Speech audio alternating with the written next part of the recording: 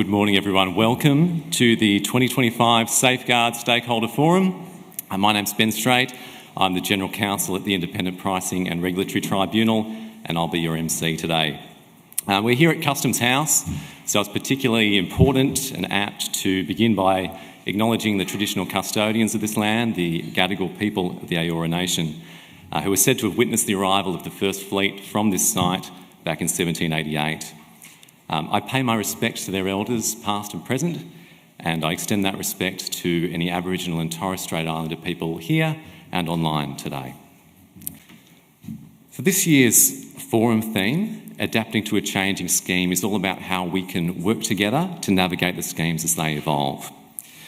To explore this theme, we'll be hearing from the Chair of the ESS Committee, as well as other speakers from IPART, the Energy Savings Industry Association, NX Consulting and the Department of Climate Change, Energy, the Environment and Water. After morning tea, there'll be a Q&A session with a panel of regulators, including the Building Commission of New South Wales, the Clean Energy Regulator, New South Wales Fair Trading and the GEMS Regulator. There are copies of the agenda and speaker bios on the tables.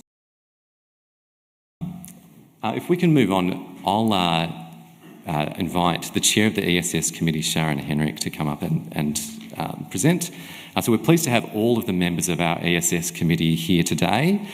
So we have Fiona Towers, Chris Bangara is in the room as well, and Sharon will come up and speak now. So I'll invite Sharon, if you could please give her a warm welcome. Thank you.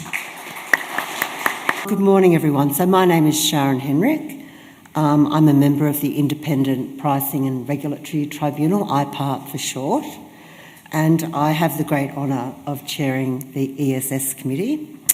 And my fellow committee members are Chris Bangara there and Fiona Towers there. I think we all looked a bit younger in our headshots. So sorry about that. And Fiona and Chris are very intelligent, very experienced, very committed people, and it's an honour to have them on my committee. So I'd like to formally and warmly welcome you to this year's Stakeholder Forum, and I recognise some of you from last year, so welcome back. And as most of you would know, we run this Stakeholder Forum every year, and the forums are a wonderful opportunity for you, the stakeholders, to connect with each other. And they also provide a great opportunity for us to listen to you and to answer any questions you might have, or if we can't answer them today, to take them on notice. And also for us to explain to you what we're doing. So that's the idea of today. This year's seen a number of changes to the schemes, as all of you would be aware. And Kelly Kwan, the Executive Director, is going to talk more about those changes shortly. And I know that Kelly's presentation will be excellent as usual. So I want to just briefly, by way of a warm-up, for no more than the 8 minutes remaining that I've got, speak to you very briefly about three things. I want to speak to you about the role of the schemes, especially in the transition to net zero. I want to briefly touch on what the schemes have achieved to date. And I, in the third part, want to talk very briefly about digitisation and technological changes and how it's very important to embrace change. Change is an opportunity. And then I'll briefly, by way of a wrap-up, speak about the role of the committee. So we know that we are going to see an increasingly volatile climate with unprecedented weather events and natural disasters. And as the climate changes, the objectives of the schemes, improving affordability, reliability and sustainability of energy in New South Wales through financial incentives, it will become more and more important. The schemes are a significant part of the government's net zero plan, which, as you know, aims to achieve net zero emissions by 2050. And the schemes also contribute to the objectives of the Consumer Energy Strategy, which helps households and small businesses access the benefits of energy-saving technology that the schemes provide. And in our latest annual report to the Minister, we managed to capture data up to December 2023 for the Energy Savings Scheme and up to March 2024 for the Peak Demand Reduction Scheme. And it was great data because what it showed was that schemes had led to the creation of around 60 million energy saving certificates and 34 million peak PERCs, peak reduction certificates. And I know that a lot more have been created since then. So that is a lot, it's a magnificent achievement. And according to DECI's estimates, the schemes have, or those certificates have translated into a reduction in greenhouse gas emissions of around 27 megatons since the Energy Savings Scheme began. So they've achieved a lot to date. So they've played this very important role to date in meeting the government's policy objectives, and we are fully invested in their success. Moving now to the third thing I briefly wanted to talk about, which is changes in technology and digitisation and how it's important to embrace change. So as you know, we are seeing very rapid exponential changes in digitisation and technology. We are living participants in something far greater than the Industrial Revolution. It's a very exciting time. And these changes are clearly impacting the way we all work, with more and more of us using technology to find information more efficiently, to work, to shop, to socialise, and even to see our doctors. And in fact, more than 50% of our participants today, including one of our speakers, are joining us remotely. And so we all need to continue to make use of technologies and the opportunities they present to us. And this includes making greater use of artificial intelligence. And I know there's been a lot of debate recently around using AI for things like writing emails and creating art. And for those of you who keep up to date with the law, drafting a submission which turned out to be completely incorrect and resulted in disciplinary action from the Law Society. So these days on an affidavit you often see at the bottom, I have not used regenerative AI in preparing this, affidavit or statutory declaration. So there's been a bit of controversy, but it'll keep growing and getting better and better. And in our space, AI is becoming more important as a compliance tool. And we know AI is not a replacement for human expertise, but it's fast becoming a useful complement. So leveraging AI for certain tasks can save time and allow us to cover more ground so that we can achieve better compliance outcomes. And I'm sure many of you are also finding ways in which AI can help your business. So I believe these changes that surround us and that are constant, but the ones I've spoken about today are really climate change and the government's policy in response to that, and digitisation, including the increasing use of AI. So I believe that change is an opportunity. It's a catalyst for continuous improvement and development, even if in making the changes sometimes we're a bit out of our comfort zone. But that's part of embracing the opportunity. You've just got to back yourself and stay the course. And if we are focused, so we choose what to focus on, in my experience, focus means you're more likely to succeed. Because if you stay focused, if there's a setback or a challenge or you're uncomfortable, your focus will allow you might need a little breather, to return to the course. So focus has sometimes been called, and I agree with it, the hidden driver of success. So you've got to stay focused. You've got to look at that change, embrace it, decide what you're going to focus on, and stay the course. And the schemes are not an exception to the opportunities that change presents. We all will need to continue to change as we work together to ensure the integrity of the schemes, to allow them to continue to play their part in helping New South Wales transition to a lower carbon, more energy efficient future. And that's why, as Ben said earlier, the theme for today is adapting to a changing scheme. And we have a common responsibility for navigating successfully those changes. So in my wrap-up, I now just want to briefly, I've been allocated 2 minutes, and I hope I'm on track, to speak about the ESS committee. So I'm the chair of the committee, and Fiona and Chris are my fellow committee members. And as I've said, they're both very experienced, intelligent and dedicated individuals.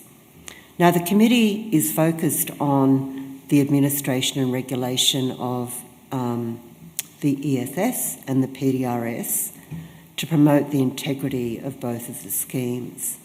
And in doing that, we are absolutely committed to being a best practice regulator and allowing our approach to evolve in tandem with the growth and evolution of the schemes and the wider sector. The committee makes decisions fairly, based on evidence, with the intent of upholding the integrity of the schemes. And part of our role is to hold parties who participate in the schemes, so ACPs as well as other participants, to account. And this is important for consumers, and it promotes the success, the integrity and longevity of the schemes. And as I mentioned, the way we manage compliance is always evolving, but we always make compliance decisions in accordance with law, in accordance with IPART's compliance and enforcement policy, and in accordance with all applicable guidelines. And for those of you who are interested, and I urge you to be, we've recently updated our compliance and enforcement policy, and I think it's available on our webpage. That's right. So in conclusion, I would like to warmly welcome you all to today's forum.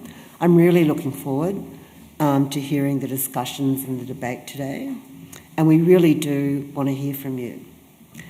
So please ask questions and flag comments, whether you're in the room or online or using Slido. And I'll be back at the end of today with Ben to speak about what we've learned. So thanks very much, Ben. Thank you, everyone. Thank you, Sharon. I'm very pleased to introduce our next speaker, Kelly Kwan. Kelly has been the Executive Director of Regulation and Compliance at IPART since May 2024, and she'll be giving us a comprehensive review of the changes and developments in the schemes over the past year. Please join me in welcoming Kelly. All right, good morning everyone, and thank you for joining us at this year's forum.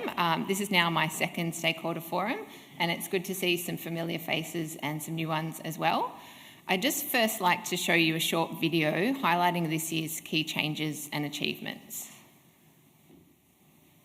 The Energy Security Safeguard, a quick recap of the past year. From November to June, more than 14,000 solar batteries were installed across New South Wales under the Safeguard. In July, the Federal Home Battery Program began, so we changed focus to virtual power plants as incentives increased. Our inspectors were active across Sydney and regional New South Wales.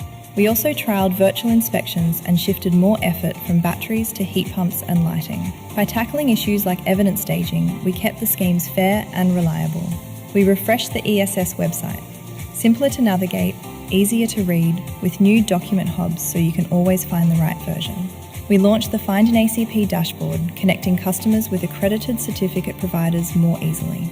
You stayed up to date by joining our webinars. Behind the scenes is our ESS team working to ensure the schemes continue to adapt and deliver. And the schemes can't succeed without end users, the households and businesses who benefit from these upgrades. We each play a role, and we're working together to make the scheme successful. Thank you for your efforts over the past year. You can see from the video that a lot has happened in both the energy saving scheme and the peak demand reduction scheme this year. Not only multiple rule changes, but the way we operate is changing too. And this presents both challenges and opportunities for all of us. Today, I'd like to reflect on some of the changes we've seen in the schemes, what this has meant for IPART as a scheme regulator and administrator, and how this might have influenced your business. As the forum progresses, we'll also be looking ahead to share insights and to answer your questions. We've seen significant shifts in the safeguard schemes over the last year, and Rick Rosali in his session will delve deeper into what this means for the market with his market insights. And I'm looking forward to hearing what he has to say. As Sharon mentioned, the New South Wales Government remains focused on achieving net zero by 2050 and is increasingly focused on the role that consumers can play in lowering greenhouse gas emissions. The New South Wales Consumer Energy Strategy highlights the importance of households and small businesses in the energy transition and shines a light on the role that energy savings technologies can play in supporting this transition. Our schemes are critical in supporting the uptake of this technology by encouraging consumers to install new products that lower bills and make our energy system more reliable at the same time. As the energy transition continues, the schemes continue to adapt and evolve, with new activities coming into the schemes and more traditional activities coming to an end. As you know, we saw huge activity in the battery space before the Commonwealth scheme kicked off, and momentum in the virtual power plant space is continuing to grow, and it's really encouraging to see the uptake of that new activity. The data on the screen now from the last 12 months comes from TESA, our online system. It shows that there were 15,700 battery implementations, and that includes both the batteries that were installed, but also 1,300 connections to virtual power plants, and those figures were from the end of November until the end of June this year. And this created 15.8 million peak reduction certificates, otherwise known as PERCs. We also collectively created almost 500,000 energy saving certificates by installing energy efficient products for households and businesses. This comprised of more than 13,500 implementations, and 2/3 of those were household air conditioners. With the latest rule change, we'll also see some activities coming to an end, including commercial lighting and the sale of new appliances method.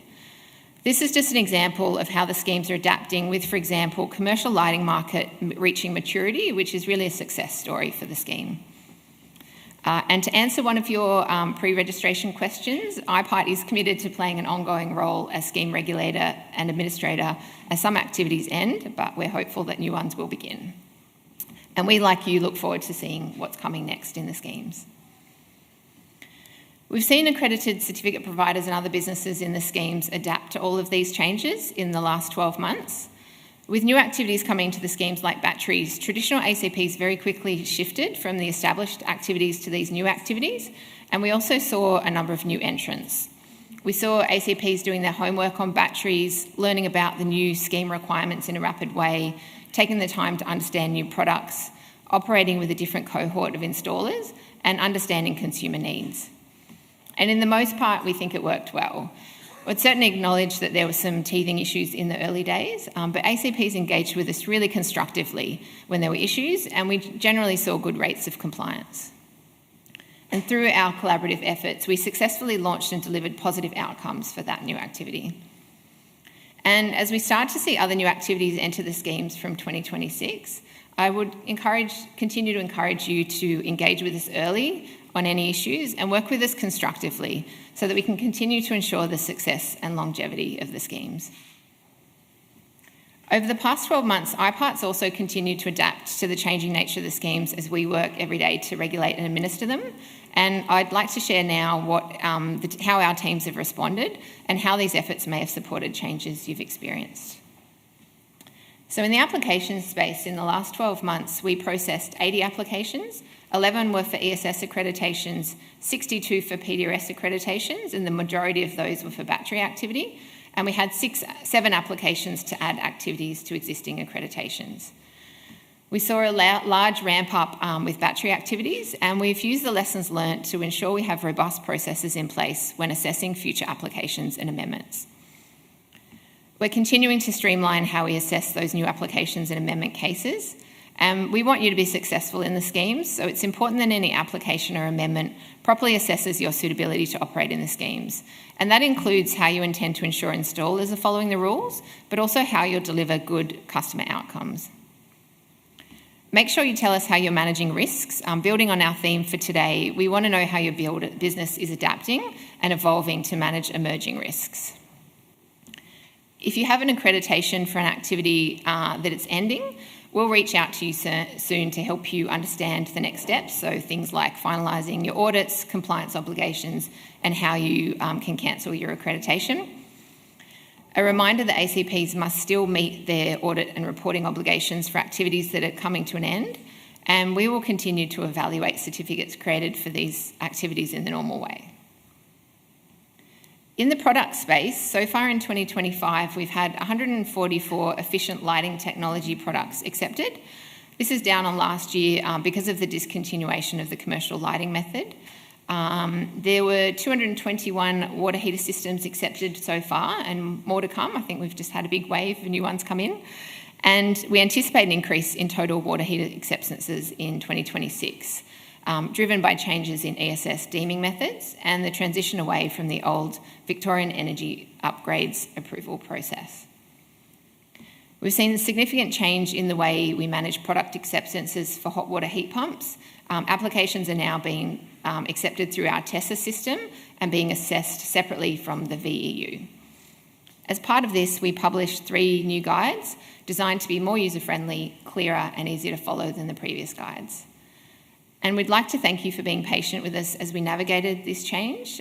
The separation from the VEU will enable us to be more nimble and flexible in the way that we manage these applications and assessments going forward. In the compliance space, outcome and risk-based compliance continues to be a big focus for IPART. As technologies evolve and we see activities come and go in the schemes, it's important that we respond by continuing to adapt and evolve our compliance approaches. Audits continue to play a role in how we manage compliance with the schemes. The slide shows the number of the number of audits we finalised in the past 2 years. So in 2024, ESS made up around 70% of audits, but this dropped to by about 12% in the last 12 months due to the ramp up of those PDRS audits, including batteries. This year again, we've seen a large number of audits with fluctuations that correspond with the different certificate creation deadlines. And we ask that you plan ahead with your audits so that there is enough time to navigate the audit process. And while we continue to focus on our audit program, we've also increased our inspection activity. This includes both random and targeted site inspections and investigations in collaboration with the Building Commission, enhanced data collection and sharing, and closer collaboration with industry and co-regulators. In the last year, we've conducted 239 site inspections, and that included heat pump, hot water heaters, solar batteries, and commercial lighting. And moving forward with the discontinuation of the battery activity, our inspections focus is now on hot water heat pumps and commercial lighting. Our inspection activity has been invaluable to informing our understanding of installation practices, products, and emerging trends. And it's enabled us to deliver more tailored regulatory interventions and improved industry education. Our Director of Compliance, Sean Goodchild, will talk to you more about our compliance priorities. But we believe a robust and active regulator builds community trust, scheme legitimacy, and consumer confidence. They're vital for upholding the scheme's integrity and ensuring longevity for all participants. And I'm pleased to see our co-regulators here today that will participate in our regulators panel. In the scheme participant space, we're continuing to see a number of developments. The national electricity market is experiencing an accelerated rollout of grid-scale batteries and other energy storage systems to complement the New South Wales Electricity Infrastructure Roadmap. The legislation has recently been amended to address the way liable acquisitions were accounted for, and this fixes an issue that was causing double counting and higher costs for battery operators. We'll continue to work with the New South Wales Department of Climate Change, Energy, the Environment and Water and scheme participants to navigate these changes. As scheme regulator, we rely on you to tell us about changes in the market that can impact on the way that you account for your scheme liabilities, and we all benefit from knowing what's coming, and I'd encourage you to reach out to the team so we can successfully navigate any changes together. Data-driven decision-making is critical in risk-based regulation. For that reason, we've actually focused quite strongly on uplifting our data capabilities this year. We're also exploring the role of AI, as Sharon mentioned, in our data analysis, and how this can help us continue to evolve as a regulator. Monthly reporting is now a requirement for more activities, and it's providing us with invaluable kind of almost real-time data, which is informing our compliance approaches. A big thank you to those ACPs who are meeting the monthly reporting deadlines. We do take these types of considerations into account as part of your compliance history if you're applying for an amendment to your accreditation. And as always, we've continued to make improvements to our systems to support these functions, and we remain committed to increasing functionality in the new year of the TESA system. Last year, we talked about some of the projects we've been working on to streamline our processes and documents, and it's great to be able to see the culmination of this work, and the video showed you a bit of a sneak peek of our new website. Can we go to the next slide, please? Yeah, thank you. So this year we did successfully release our new website, and thank you to everyone for your feedback, which was invaluable in helping us design both the look and the navigation. If you check out our last newsletter, you'll find some good tips on how to navigate around the website, as well as some new features such as the Documents Hub. And we're always looking at ways that we can engage and communicate with you in a better way, and particularly how we can help you better understand and meet your obligations under the schemes. For instance, we responded to feedback about a lack of clarity with some of the evidence requirements in our method guides by rewriting portions of those guides to make them clearer. We also acted on survey feedback from scheme participants to streamline our processes by removing the need for a signed declaration. Improving the way we engage with you is a continuing process, and we are really open to suggestions on how we can improve. Thanks to those of you who provided comments on our recent rule change communication through the pre-registration questions. We really appreciate the feedback, and we'll use it to keep refining our processes. We've also recently established an Energy Security Safeguard Industry Reference Group. This group brings together key industry and consumer groups with other government agencies to provide a forum to gather stakeholder input on safeguard matters, to share compliance and regulatory information, and to identify trends and risks. By actively seeking feedback from this group and sharing relevant information, both DECU and IPART can develop more effective policies and programs, while also achieving stronger compliance outcomes. So in conclusion, today's forum is an opportunity to share experiences as we navigate the changing schemes, and I'm looking forward to hearing from each of our speakers. The department will share insights on activities in the schemes. A lot of your pre-registration questions we received touched on what might come next in the scheme, so I'm sure you're all really keen to hear from the department on that. We have our regulator panel. It'll be a fantastic discussion about the different approaches to regulation and how regulators both adapt to change they're experiencing, but also support businesses through that change. And I'd really encourage you to ask a ton of questions to both IPART and the different regulators on the panel. And finally, I'd just like to thank you for continuing to work with us in a constructive and professional way. As the regulator, we sometimes have to make difficult decisions, and while we may not always agree on the final outcomes, we really value the professional interactions that we have with you. At the end of the day, the success of the schemes relies on us all working together. I'd now like to hand over to Ben, who's going to introduce you to our new speaker. Thank you. Thank you, Kelly. Next up, we have Rick Brazzali sharing some market insights. We will have time for a couple of questions at the end of this. Now let's give a warm welcome to the President of the Energy Savings Industry Association and the co-founder and chair of Green Energy Group, Rick Brazzali.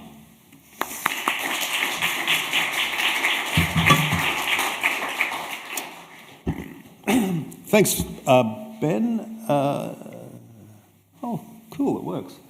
I was just reflecting, I think this morning, I think when I was talking to Sarah and Kelly at the table, that, and it hadn't really dawned on me, but I've now been involved essentially with the ESIA and its predecessor since the scheme started. This is back more than 15 years now. And just reflecting, probably this last year has seen probably some of the most changes, some tumultuous and others across not just the Safeguard but also the VU. And even talking to Jeff By this morning, there's convulsions happening in the South Australian scheme as well. So it looks like this is a year, very much a year of change, and I suspect it'll continue on at least for the next 6 months or so. Now, I'm giving this presentation on behalf of the ESIA, and I won't go on about the ESA other than to say that we represent ACPs, APs, their suppliers and their partners, and we actively advocate for their interests and also the growth and development of the energy saving schemes. We think it's the schemes are really important in dealing with essentially market barriers to the uptake of energy efficient activities and equipment for households and businesses. And the schemes have played a really important role in starting to transform a number of the household energy consuming activities. Okay, what am I going to cover today for both the ESS and PDRS? Essentially, I'm going to look at basically what's happening with certificate creation, what's happening with certificate prices, and then what might the future hold, or maybe at least some observations about what the future might hold. All right, so let's deal firstly with the energy saving scheme. The chart on the left-hand side, we've got the basically stacked charts showing the annual certificate creation back to 2020, and you can see the light lime green IHEB activities are really the standouts. So over the course of the last couple of years, we've had a real surge in creation. And then when we drill into the implementation data in TESA, we can see the IHEB activities were predominantly commercial heat pump hot water systems and also refrigerated display cabinets.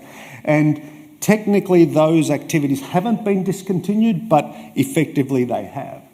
And so those activities have essentially wound right back, and we don't expect much contribution from them into the new year. Okay, so that surge in activity resulted in a massive oversupply of certificates. And so when we look on the chart on the left-hand side, the dark blue is ESCI creation and the green is the target. So you can see we were roughly around target for between 20 and 22, and then with the surge in IHEB activities, we then essentially blew out the target. And so the dotted line is the cumulative ESCI surplus, and that grew to effectively over 12 million certificates. And then we can see back in 2025, we're nearly at parity with the target, and so we've seen a slight drop in the oversupply. And the ESCI price basically follows the supply and demand. And so there's an inverse relationship with the oversupply or the cumulative creation that we've seen the ESCI price drop from $35 back in 2022. It reached $15 by the end of last year. And then subsequently, it's increased to around $25 now. And I'll touch on why that's happened in a minute. But one of the consequences of the surge in the IHEB activities is essentially crashed the price, and a whole lot of other activities, think of air conditioning and others, measurement and verification and some others, basically didn't get undertaken. So the surge in IHEB essentially crowded out other activities. Now, so why did the price increase back in May? And this is an extract from the draft review that was released by the government, and I want to just draw your attention to the last sentence. Then I'll actually read it out. So, addressing the surplus of energy saving certificates, basically the government said that a sustained period of certificate oversupply and low ESCI prices risks market activity stalling, which it has. The New South Wales government will explore options to address the surplus and ensure the ESS continues to deliver additional energy savings. And so we're still waiting for that, and that's sort of part of the reform process. But what the market did is the market assumed, on the right-hand chart, the market effectively assumed that the government was going to increase the target or something similar, and therefore the price increased as a result of that. Now, we're still waiting for basically the reform process, and I look forward to hearing from the government as to what the next steps in that process are. But just drilling into the level of activity and really looking to next year, what we expect to happen next year. So just to cover off on the certificate pricing and trading issues, what we do is we track the level of brokered trades, and on the left-hand side, the chart on the left-hand side is the reported trades by vintage, essentially. And so you can see most ESCIs are traded spot with very little forward activity, and on the chart on the right-hand side shows settlement volumes out into the future. So that's more or less the forward market, and it's obvious there that there's very little forward trades happening, and that's essentially a proxy for very little activity happening. And so the prognosis for the next year or so is pretty bleak. And if we look at the last 6 months or so, and this chart is showing the monthly certificate creation stacked by activity, and you might have recalled previous slide, 23 and 24 we had a massive oversupply. For 25 I think we'll roughly be on balance, not too far from the target, but notice since July essentially the level of certificate creation is really has dropped dramatically. And bear in mind that two of the key activities creating certificates, commercial lighting and sale of new appliances, are going to be discontinued. So what does that mean for next year? And it looks pretty bleak. So let me just explain what this chart represents. So I've just added an estimate for 2026. So I've just had a stab at what 3 months of commercial lighting creation might be, and made an estimate of maybe what other activities could possibly be. And so you'll see the dark blue in 26 is probably about a third of the target, and therefore the ESCI surplus drops quite considerably.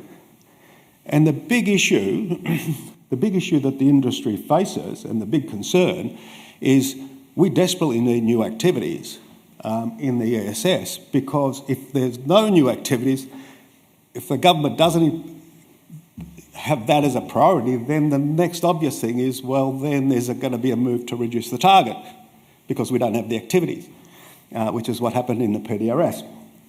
So, very uncertain times for the ESS, and essentially industry is waiting for what comes next. And we have some ideas. So the ESIA has engaged Green Energy Markets and is working through a project what we call the ESS Roadmap Project, and there's a similar project for the VEU as well. And the simple issue is that New South Wales has a number of important challenges.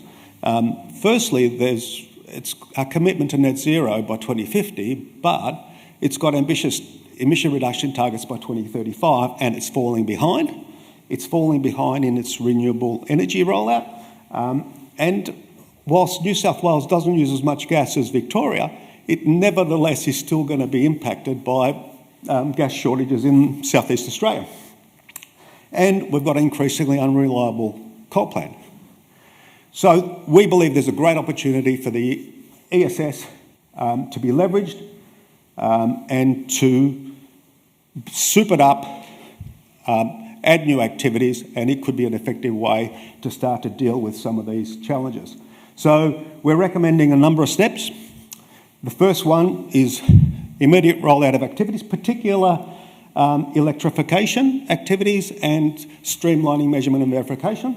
But also we're advocating that the gas certificate conversion factor should be increased to 1.01 as was proposed, and do that as fast as possible to at least support gas replacement activities.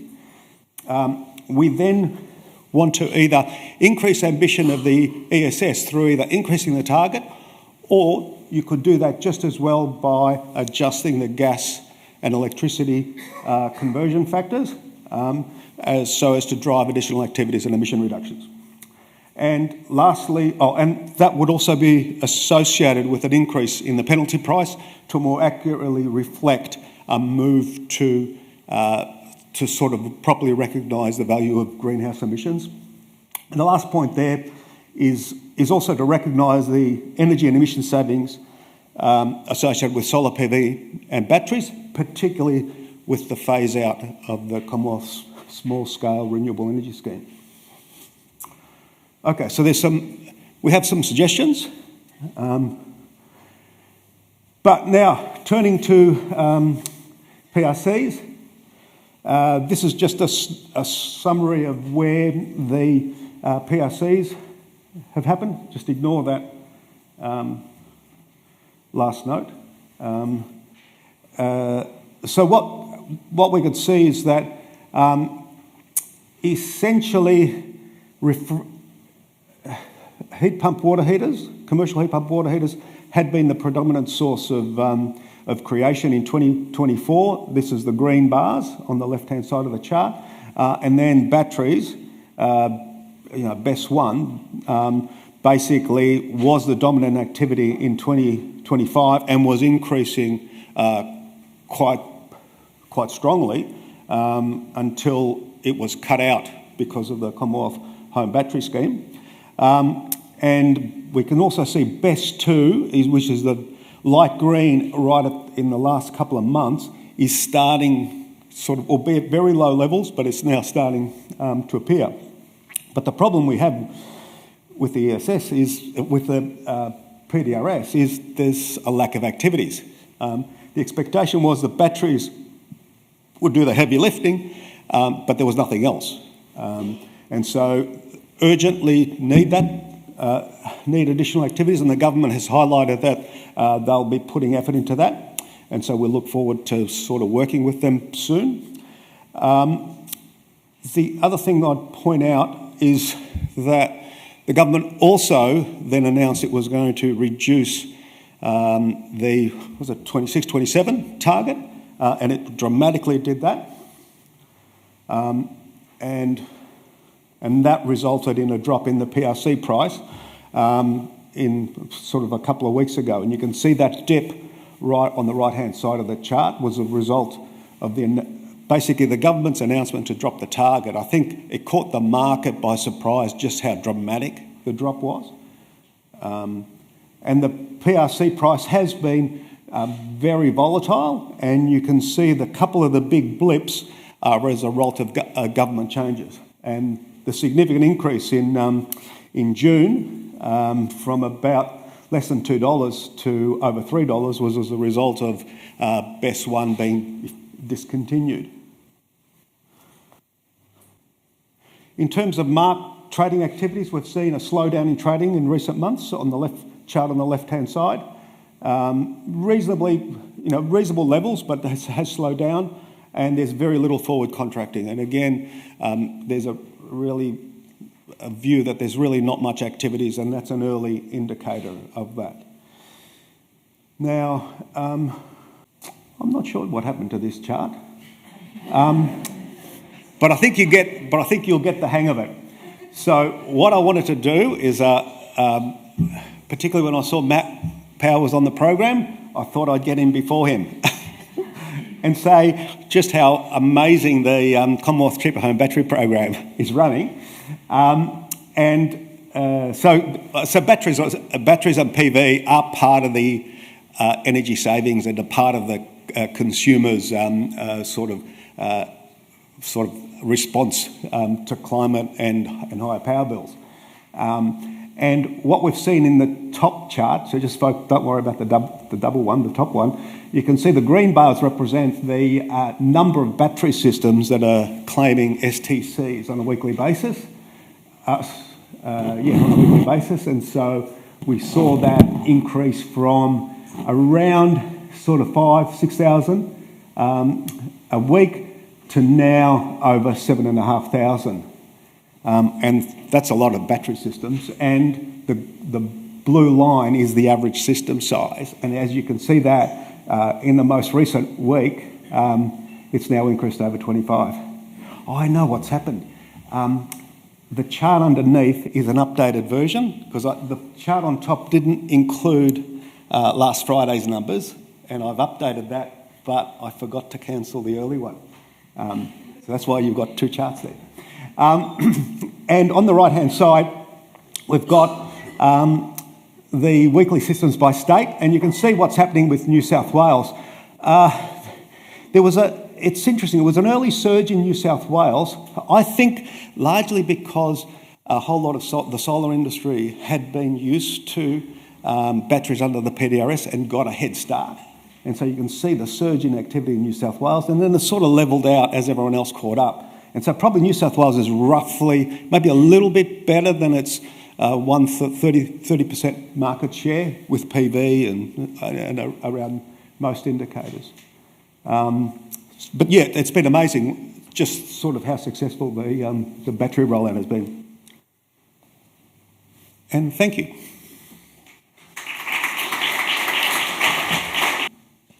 So we have a question for you from Slido. And the first question comes from Vanessa Moskal of Origin Energy. As you mentioned, the 26-27 PDRS scheme target reduced from 7.5 to 0.5% with supply issues. Do you think post-27 targets will reduce? And how about supply side changes?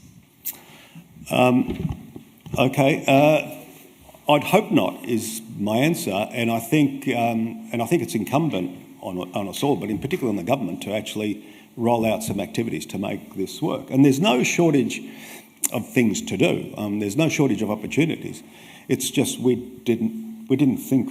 Well, I suspect government didn't think we needed it because you had batteries and commercial heat pumps before then.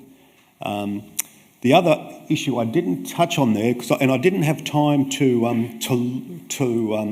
put a chart together, but next year will be a challenge for the PDRS too. So we really do need some new activities like really soon. Otherwise, we'll struggle to meet the 24-25 target, let alone the sort of 26-27 target. Thanks, Rick. I've got another question from online, and just a reminder, if you are able to access Slido online, please use Slido rather than Zoom if you can. So the question is, do you think that lowering the PDRS target has had an impact on market dynamics? I think it's had an impact on the price. I think when you look at it objectively, there was really, I suspect the government had no choice because you were looking at this basically chasm of, essentially lack of supply. And so I get that you needed to do something. I think the more important issue, though, is that you need to get confidence back in the market and get the market to then believe that there's going to be activities and then people building capacity and then forward contracting and the like. So I think the problem always comes back to the level of activities, not the level of the target. So it's essentially a supply side. And again, I reiterate, there is no shortage of activities when you look at the areas that are driving peak demand, and there's still a lot of things we haven't gone anywhere near. Thank you. I'm going to go to questions from the floor if there are any. Could you please raise your hand if you've got a question in the room for Rick? Yes, this gentleman towards the front here. Jens from EC Focus. Thanks, Rick. Just in the graph of battery installs under the Cheaper Home Batteries program, the states that are quite far behind in installs. Which states are they and why?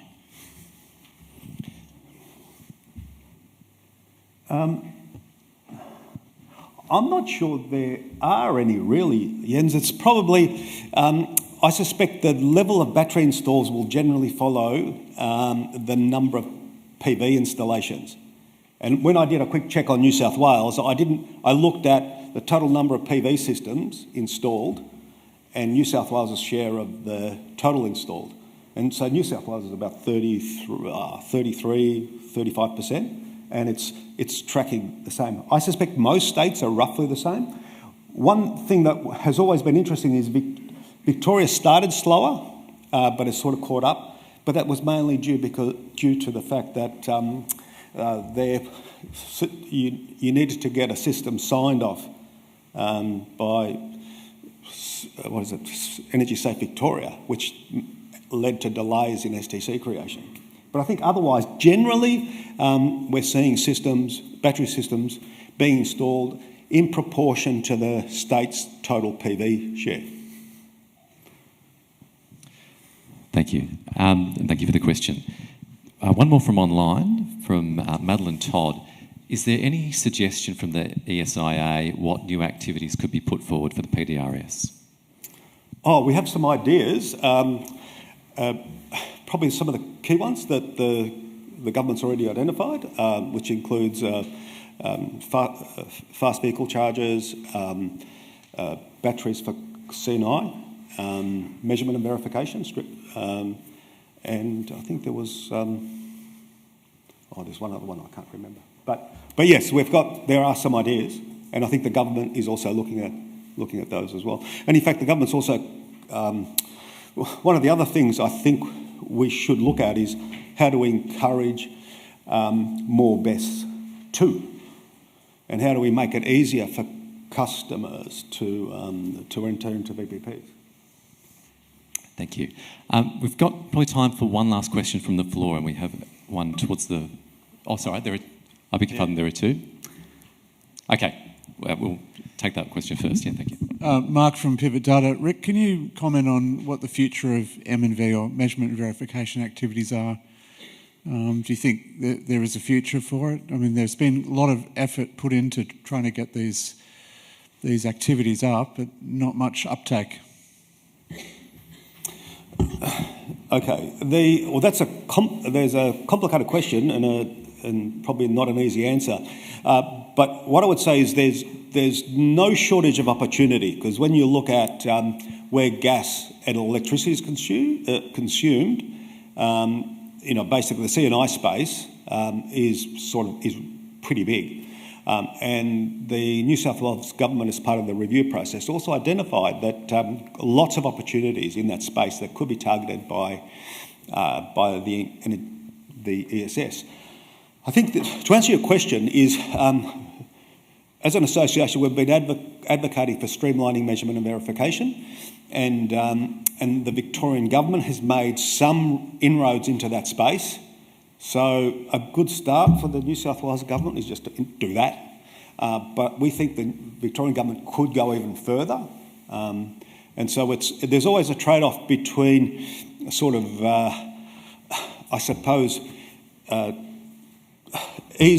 the transaction cost, and then basically ensuring that the system is robust, and we're not overly generous in certificate creation. But there's ways you can address that. And so, and we know the New South Wales government has been looking at this for the last, I don't know how many years. I saw David Pryor was working on this 5 years ago. So we all know that it's there. I think we just haven't, at least in New South Wales, we haven't gone have made very little inroads into it. Whereas Victoria, they've started to do that, but there's more to go. And we had another question up the front here. Thanks, Rick. Jo from Creditex. My question is really on the method of space heating and cooling, which is predominantly the VEEC creator at the moment. I think representing between 75 and 80% of all VEECs created is in the home residential air conditioning. New South Wales already has a method for air conditioning. So I know we're talking a lot about new methods, but what about existing ones that are not really hitting the mark in the market? That one in particular is quite complex. So I'm interested to understand what you think could be done there. Good question.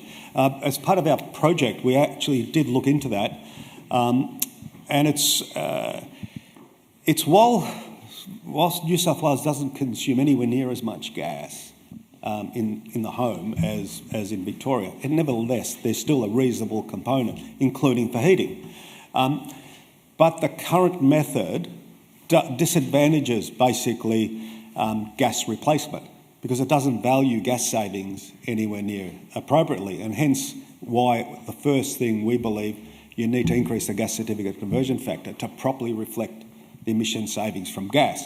And if you did that, then it would make gas replacement much more attractive, particularly in the cold areas of New South Wales. And then you could then adapt the existing method to properly reward gas reduction. It doesn't at the moment.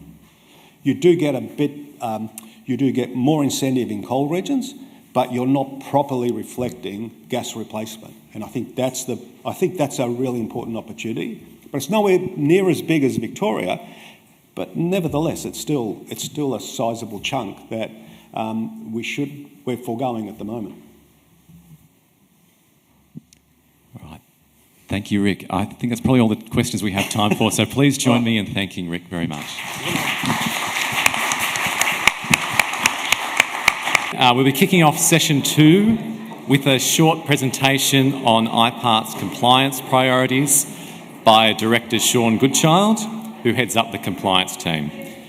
Following this, Sean will host a Q&A discussion with our regulators panel. These Q&A panels have become a regular feature of our annual stakeholder forum, so I'm looking forward to the discussion today. If you think of any questions while Sean's speaking, please feel free to post them to Slido and upvote the questions you're interested in. And then Sean will answer some of them during the panel discussion. Of course, the panel will also be taking questions from the floor. So for now, please join me in welcoming Sean.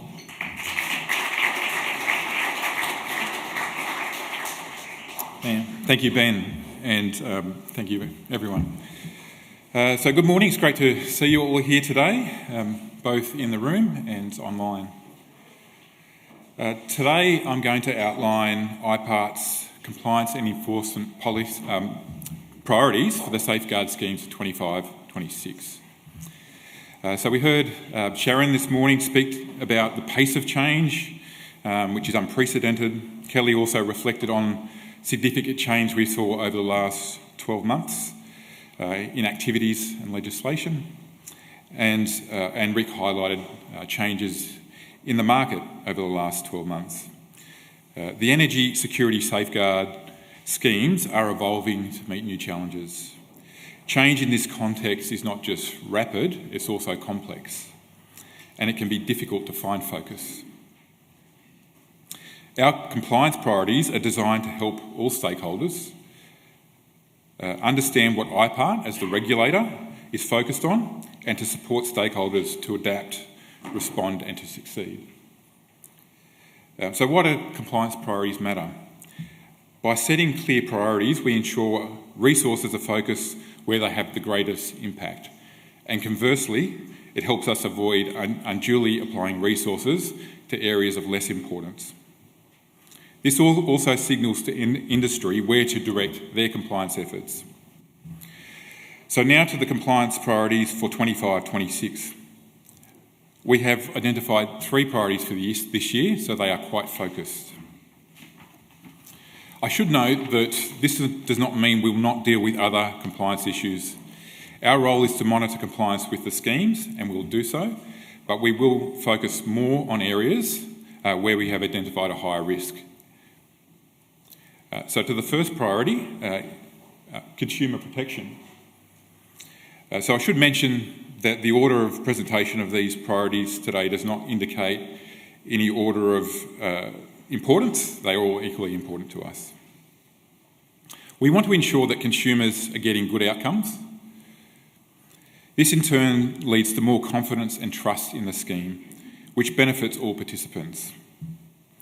While we are not the consumer regulator, the legislation and rules we administer includes levers to help us better improve customer outcomes, such as the minimum requirements for conduct, unsolicited door-knocking bans, which have recently been introduced, and warranty requirements for some equipment.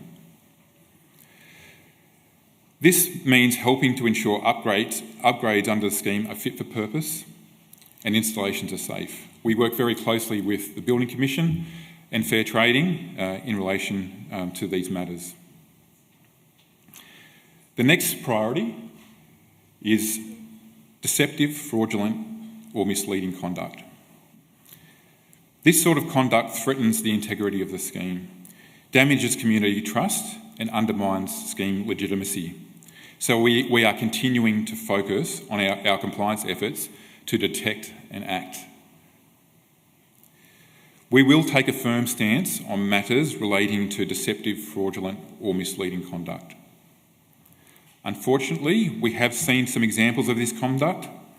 There are matters on the public record of where we have cancelled an accreditation because of deceptive, fraudulent or misleading conduct. And while I can't speak to the details of any ongoing audits or investigations, we are actively looking at a number of matters involving this type of conduct. The next priority is emerging activities. Our experience tells us that changing or new rules or activities under the PDRS and ESS can present a greater risk of non-compliance. We have identified battery or VPP, virtual power plant, or BESS2 as it's known in the industry, and air conditioner upgrades, D16 as it's known, as activities which are increasing and present compliance risk, and we will focus on these activities. While these activities have been called out in the compliance priorities, we remain ready and able to pivot to other emerging issues. For example, currently we are also closely monitoring commercial lighting activities. While the activity ends on the 31st of March 2026, our analysis shows a higher risk as that activity approaches its conclusion. This includes some indicators of possible manipulation of baseline equipment. This also relates to the deceptive, fraudulent or misleading conduct priority that I spoke about before. So we've calibrated our compliance monitoring for the commercial lighting activity accordingly. This includes closely analysing audits where there are indicators of potential baseline issues or other evidence issues, and this may result in additional requests for information and time. But we think it is proportionate and important to ensure we are making reasonable inquiries to protect the integrity of the schemes. So far, there are only a handful of audits in this category, and the vast majority of audits over the last 12 months have proceeded without significant issue. While on this topic, we understand that some commercial lighting ACPs may need increases to certificate creation limits as the method end date approaches, and pre-registration audits will be more challenging again as the 31 March date approaches, noting that 31 March is the last date for both implementations and certificate creation. Applying to change audit conditions may assist to manage this issue, and we encourage you to look at our guide for amending audit and certificate creation limit conditions if you're considering this. And we may consider things like undertakings to set aside a percentage of certificates pending audit results. This would be one way to manage the risks related to the method ending. If you have any concerns about audit activity or audit related conditions, then we're very happy to have a discussion with you about that. So what does action look like when it comes to our compliance priorities? So our approach includes targeted audits and inspections, stakeholder engagement and education in our priority areas. We will use our compliance priorities to help make decisions on resource allocation, in managing competing operational priorities, and our compliance priorities will also be considered by the scheme administrator and our committee in determining proportionate regulatory action when they're making decisions. So finally, why do compliance priorities matter? By communicating our priorities, we help everyone focus on what's important in a rapidly changing environment. Adapting to changing risks will support both scheme integrity and, in turn, success of the scheme. Together, we can build community trust and ensure scheme integrity. You can find more about our compliance priorities on our website, including a fact sheet which explains each priority in more detail. Thank you for listening today, and I look forward to some further discussions and questions throughout the day. So this morning our speakers explored change both in the broader sense and more specifically change in the safeguard schemes over the last 12 months. And I think it's fair to say regulators across the spectrum are dealing with some common challenges around climate change, political and legislative shifts, digital transformation and automation, and ongoing maintenance of community trust. And success in this environment can be unpredictable. So collaboration amongst government and regulators and the industry is really important to ensure fast and coordinated responses to emerging issues. So hopefully today we'll have some discussion around how regulators are responding, including through agile approaches to operational challenges, leveraging technology, adjusting risk-based regulatory approaches to address higher risk, and investing in capable and engaged workforces to deliver on what we set out to do. So that's my intro, and now the more important part, I'll introduce a really esteemed selection of guests here up on the stage. And rather than me reading out a boring corporate-style LinkedIn bio, for each of our presenters today, we've asked them to select an image, and as part of their introduction, we've asked them just to say a few words about that image and why they selected it. So without further ado, let me get into the introductions. So firstly, from New South Wales Fair Trading, we have Maggie Fang, who is the Executive Director of Policy and Delivery. Welcome, Maggie.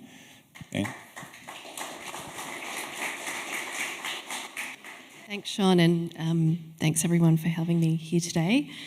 So as you can see, I've selected a fantastic picture of one of our inspectors inspecting e-bikes in an e-bike shop.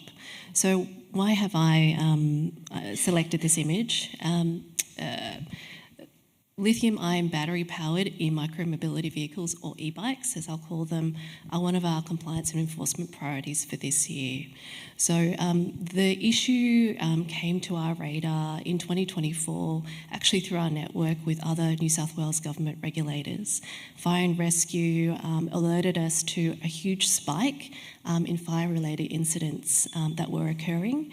The largest spike in a single category of fires, which is quite an important data point. So really that first lesson was why I've selected this is emerging risk coming through another network that we were linked into that we could see we could do something about. That was also paired in tandem with data that we also saw a huge increase in the uptake of this new technology in the community across lots of different sectors, particularly delivery riders and young people. For those of you who live in the Northern Beaches, you'd see a lot of these e-bikes running around. So just to give you an indication, in 2020, nationally, 54,000 e-bikes were sold. In 2022, that's gone up to 193,000, and this year it's significantly increased from that base as well. So the penetration of that technology in the community is very clear. So I suppose those two data points caused us to pause as to whether or not this was a risk that we as the regulator had the levers to address, and also a risk that we should address. After industry consultation, and to be clear, the e-bike industry is not an industry we had interacted with before, and they hadn't really interacted with us from an electrical safety perspective. So it was an introduction, I suppose, from us and them to each other. about what our role was and also, I suppose, what the risk was for them as a business with these emerging fire-related issues. As a result, we introduced two lots of reforms, one targeting pre-supply, so prescribing safety standards that these products need to follow in order before they are supplied into the market. This is both the models as well as the batteries, so targeting both aspects of electrical safety. But also, as the consumer regulator, we thought it was really important that consumers had safety information up front when they were purchasing that bike. So we've prescribed information, mandatory information standards that retailers need to supply to consumers at the point of purchase. We've had great compliance with that reform and a lot of education with the sector about how to comply with the safety standards. So I think that's also a great example of where the industry has really come on board. They understand the benefit for them as retailers and also appreciate the government's trying to support the industry growing and the uptake of that technology in the community. Thanks, Maggie. Very interesting example and photograph. Thanks. So next up, I'll introduce Matt Whitten from the New South Wales Building Commission. He's Director of Practitioner Compliance. And Matt, I think I recognise that image. Sometimes see that when I go out past Olympic Park, maybe to watch a sporting event. Can you tell us a bit about that image and why you selected it? Thanks, Sean. Opal Tower, so December 24, 2018, and I think the reason I chose that image is that's really the start of building reforms within New South Wales. There were other buildings, I think we're probably across some of those as well, but that one was the first one that really stood out from a regulator's perspective of where we were at that point in time. It's a good building, by the way, I want to throw that in there. There's Opal Tower, it's actually a very good building, but it was an example for a regulator where everyone across all of the professions that were involved in it, whether it was the designers, whether it was who was doing the inspections, the builder, the trades, obviously the engineers involved, the certifier, everyone had a responsibility, and across the board they didn't adhere to that. And as a result of that, we had a failure in the building, and obviously media covered that quite broadly. Not long after that, we had a New South Wales Building Commissioner appointed in late 2019. We still have a New South Wales Building Commissioner. We've had several buildings similar since that time have major failures. Will we continue? Probably. There probably will be buildings, but we are seeing a major change in industry, but more importantly, we're seeing a major change in how we regulate and how we regulate the building sector. And that's why Opal Tower will stand. I was actually there on Christmas Day that year.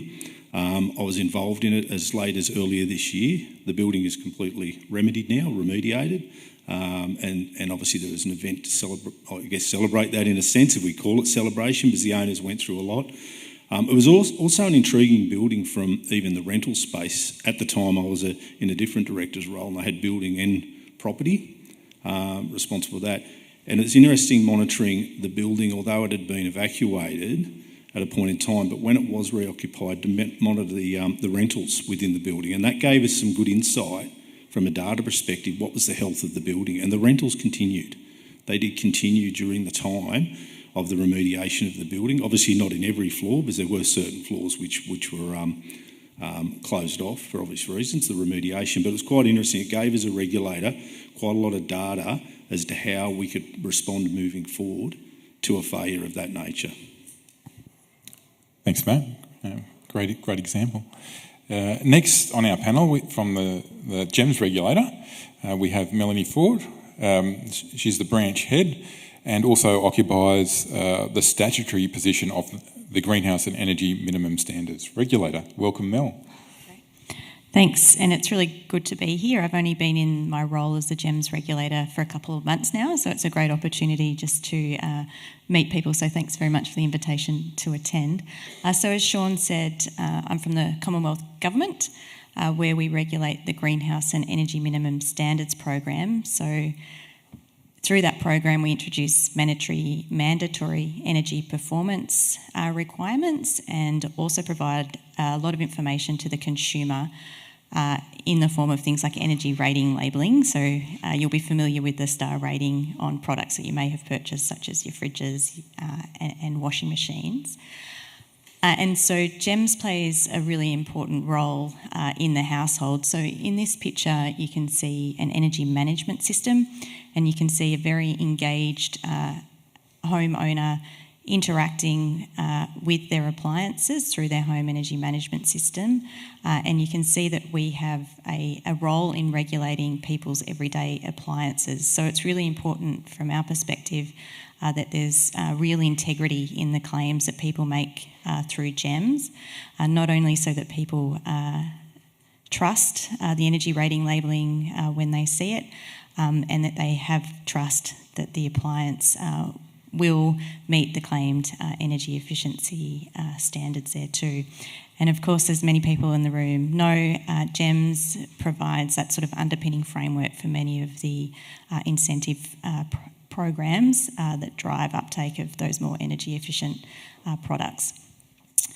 Just in terms of, I guess, connecting to the theme of change, I think what we've seen recently is the more engaged consumer. So people are leaning in to understand how they can better manage their energy systems as they respond to cost pressures, and also as they respond to being able to, I guess, take advantage, for example, of their solar power that might be running through the day. And so in GEMS, one of our future priorities is to consider what role we may have in terms of facilitating the connectivity of everyday appliances that people might use, so that they are able to respond to those remote price or time signals, so that if people choose to, they can shift their energy use to periods of the day where it is lower cost power, generally correlated to periods of high renewable uptake. So I'll stop there. Thanks. Okay, thanks Mel. That's great. And last but not least on our panel, we've got Matt Power from the Clean Energy Regulator. And Matt is the General Manager of the Renewable Energy Target Branch. And looks like there's some solar panels en route, so you want to tell us about that, Matt? Thanks, Sean. Really pleased to be here today. I'll just go into a little bit.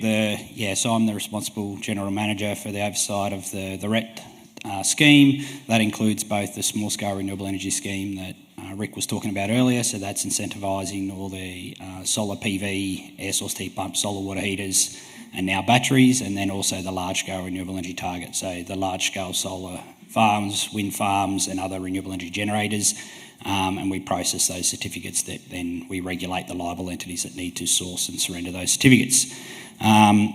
So the picture I've put up there is kind of a bit what Mel just touched on. 5 to 10 years ago, most of those rooftops wouldn't have had a solar on there. Rick, I wouldn't have thought. If we looked at that and took this picture and had a look what it was 10 years ago, consumers are reforming and evolving the energy electricity sector themselves, and they're doing this to manage their own electricity prices.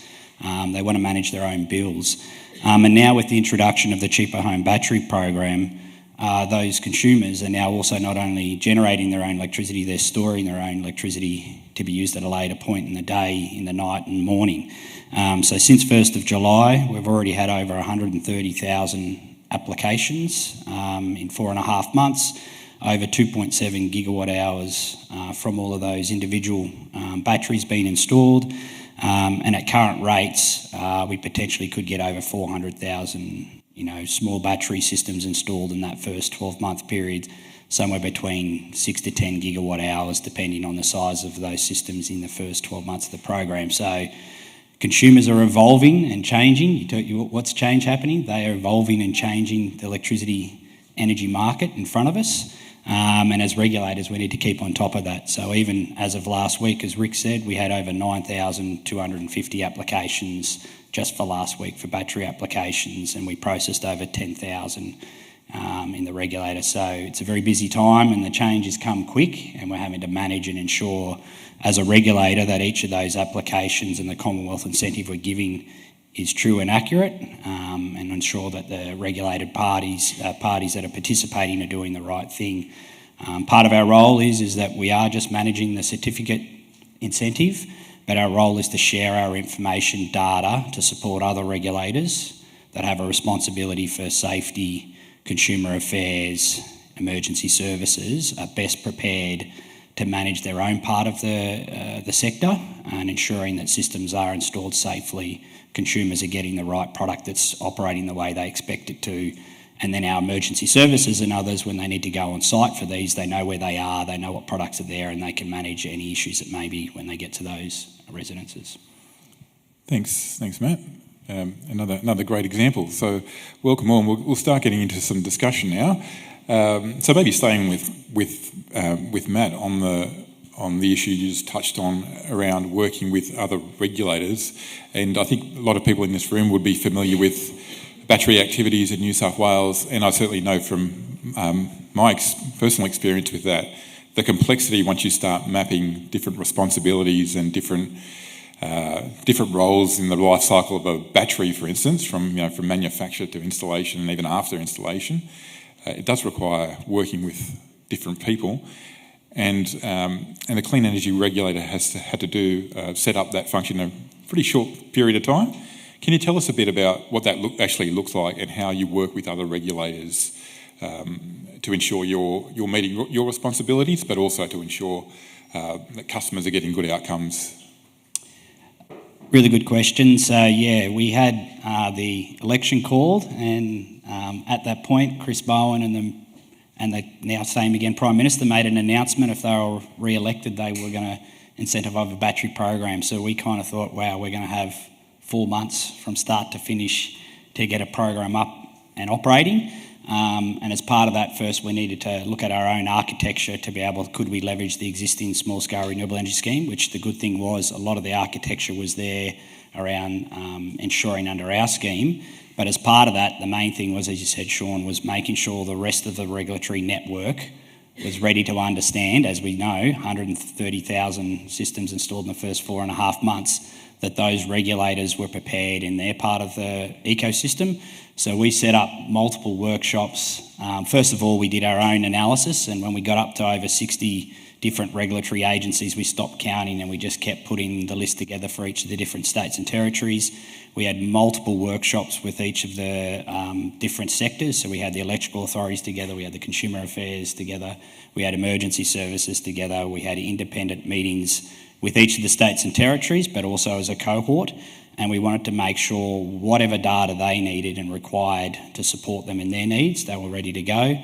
So every month now we're producing data for each of the states and territories at the level they require, so they know where the systems are installed, what the makeup is, the exact addresses they're installed at, so they can manage their own part of the ecosystem. We also learnt a lot from the states and territories ourselves, because there were already, as you said, Sean, a number of rebate programs that were already in place. So we wanted to understand what were the concerns with Solar Victoria's battery program that had been running for 3 or 4 years. We also spoke to New South Wales IPART regarding the battery program that had only been running for a little bit of time, but understanding what the risks were as part of that. And we were quite open with the other regulators that we had some key risks that we needed to manage. There is the risk of fire and health risk there. We know there's a risk that consumers potentially could be ripped off as part of the process. And then for us, that the Commonwealth incentive is also taken disadvantage of. So we were very clear what the key risks were. We had a very thought out, well-planned controls and treatments in place, and also looked at where the gaps were and what we were going to do to put in further treatments to manage those risks with states and territories. I think the one big thing is, Sean, is we made very clear with each of those regulators what their role was versus what our role was. And we made that very clear. We had our minister write to every state and territory minister. We had our CEO and the Deputy Secretary write to relevant department heads and make very clear what their roles were versus what our role was, and what we would do to support them in their role, though. Thank you. And I think we've got a couple of those regulators up here on the panel, so maybe it's a good opportunity to ask, perhaps Matt, what your experience has been, and maybe share some insights from on the ground, what you're seeing, or what you were seeing or are seeing in the battery space, and maybe share some insights with our stakeholders in the room about things to keep an eye out for. So we've been looking at the batteries now since around April. We had to build a team to do that. So it's been growing. We're still growing. We've still got vacancies out there. So if you know anyone that wants to become a senior compliance officer of the Building Commission doing inspection of batteries and solar, let me know, because it's a hard task trying to get people on board. But having said that, we're up to around 2,000 inspections now. We're forecasting next year to do around 5,000, and that's with 5 inspectors. So that's our target. Compliance rate isn't good, but I will say this, having said that, there's a lot of low-risk items in there. Labelling comes up repeatedly in regards to the installation, particularly the batteries. We do see mechanical protection. The batteries, particularly when they're in garage, things like that, they're not protected. Proximity to windows, meter boxes, switchboards, things of that nature is an issue as well. But the big one for us is, and this tends to happen, I mean, I won't talk too much about the heat pumps, but this tends to happen in schemes where a contractor or an installer is given a job. They'll go out to do that job, which may be to put solar on the roof, put a battery in, or just put the battery in, whatever the case is, and that's what they're very targeted what they're there to do.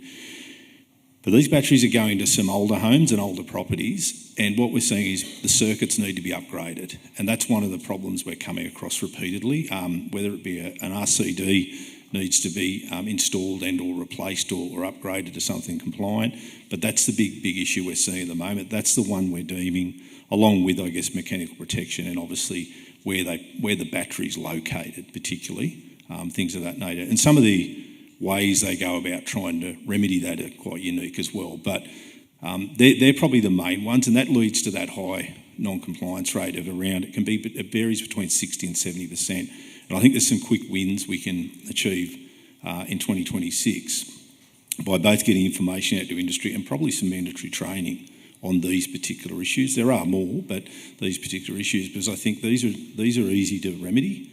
But it's about getting the installers to understand what they're doing, whether they're doing it intentionally or not, or whether it's a knowledge gap. That's a bit. The data we've got now, though, is allowing us to have a look and be more risk-based. So we're starting to see trends such as certain installers which are getting a higher level of non-compliance. Obviously, I've spoken about some of the non-compliances. So from both an education but from a targeted compliance perspective, we're better equipped for 2026 to actually target these inspections. Thanks, Matt.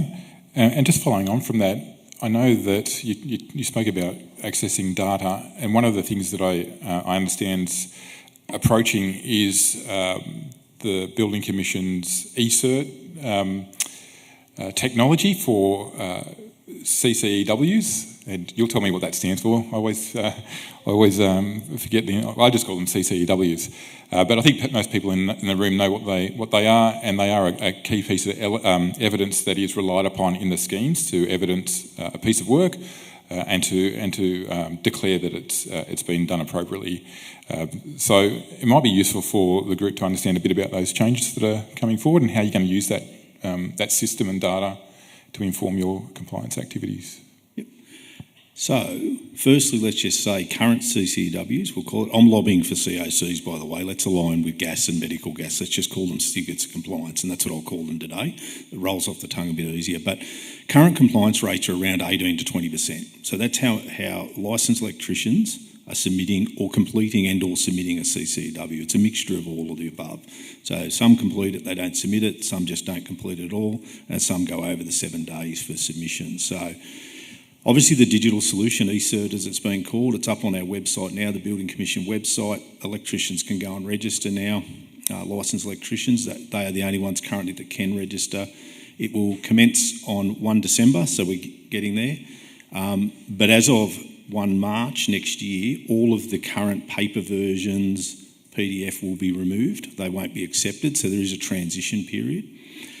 The benefit of this is, there's a few things. I'll talk about one first. For the electrician, they can do this at the time, if they so choose to, on site, once they've done the testing. There's two stages to it. There's who's doing the work. Could be one in the same, by the way. Who's doing the work, and we want their details and licence number. We want to know what the work is, when the work was done, where the work was done and who it was done for. And that may be a consumer in the true sense, but it may be a builder.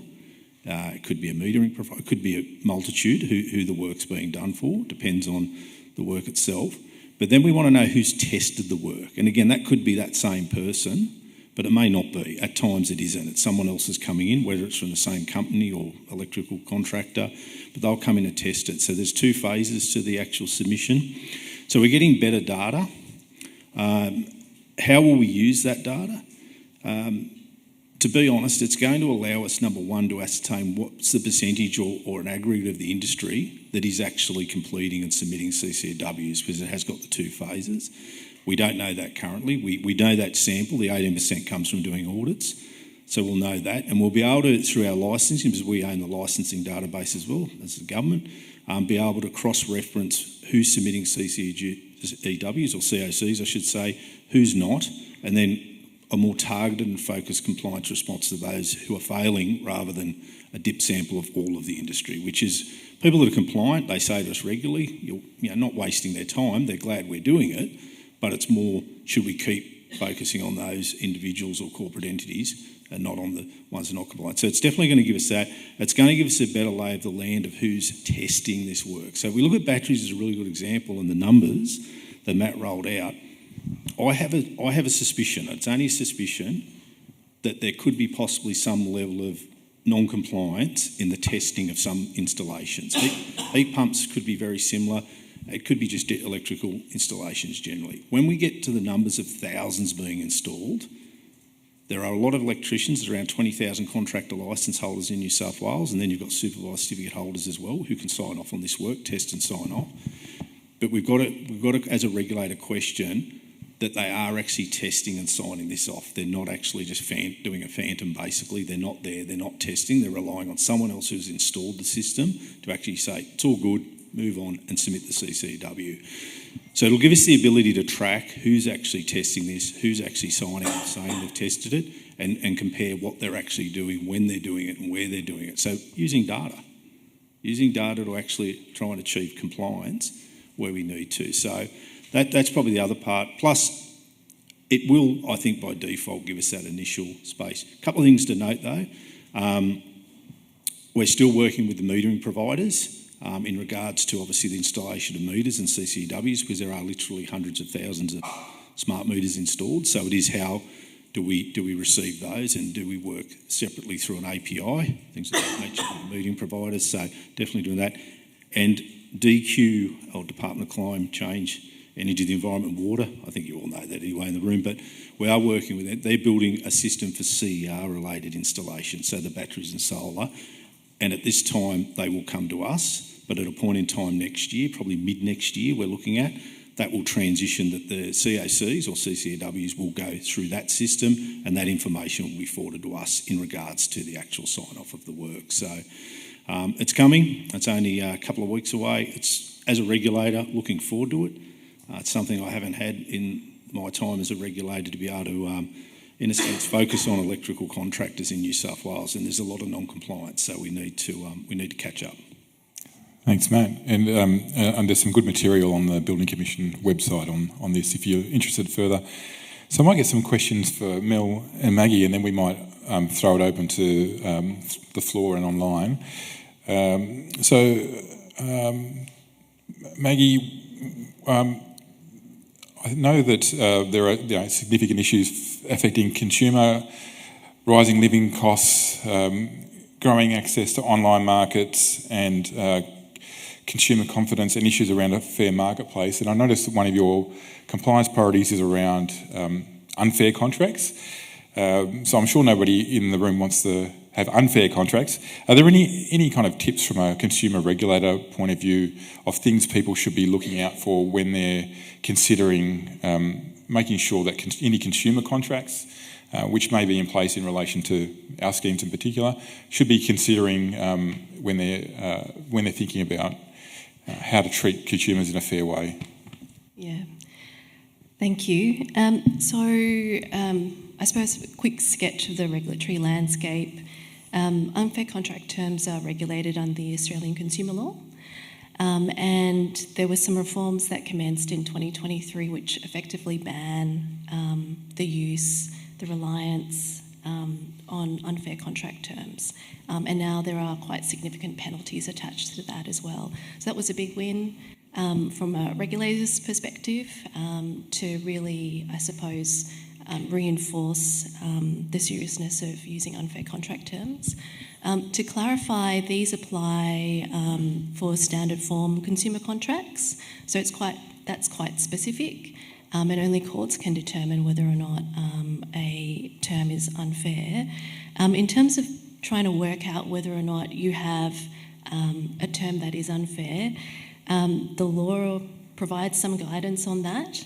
And there are some examples that the courts have identified, what they call high-risk terms as well, to look out for.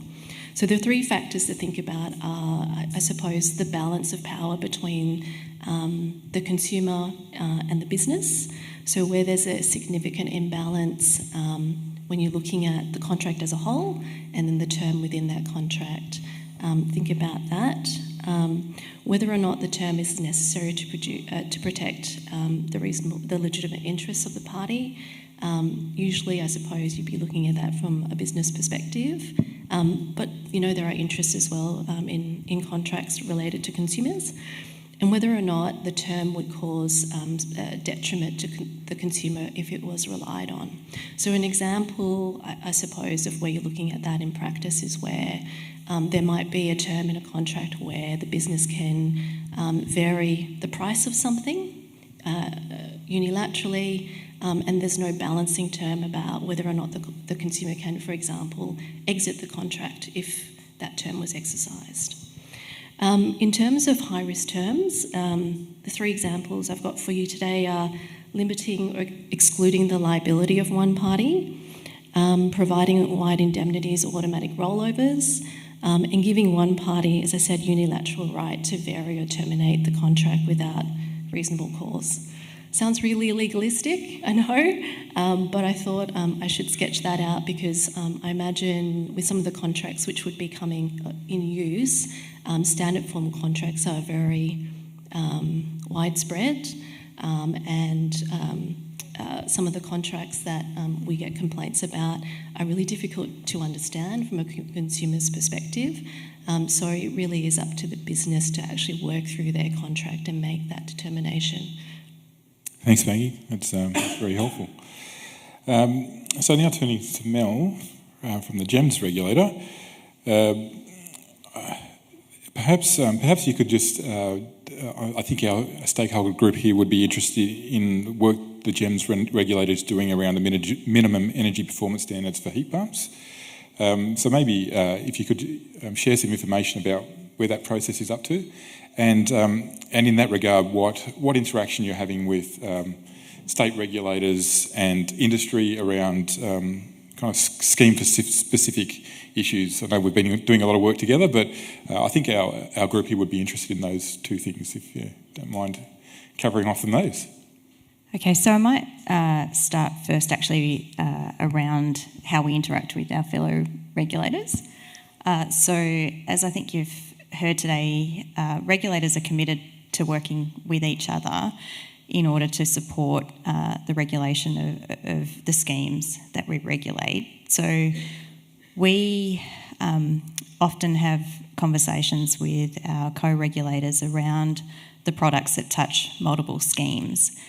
So from the GEMS perspective, we know that state schemes use the GEMS registration requirements to underpin subsidies for air conditioners, for refrigerated cabinets, and for pool pumps.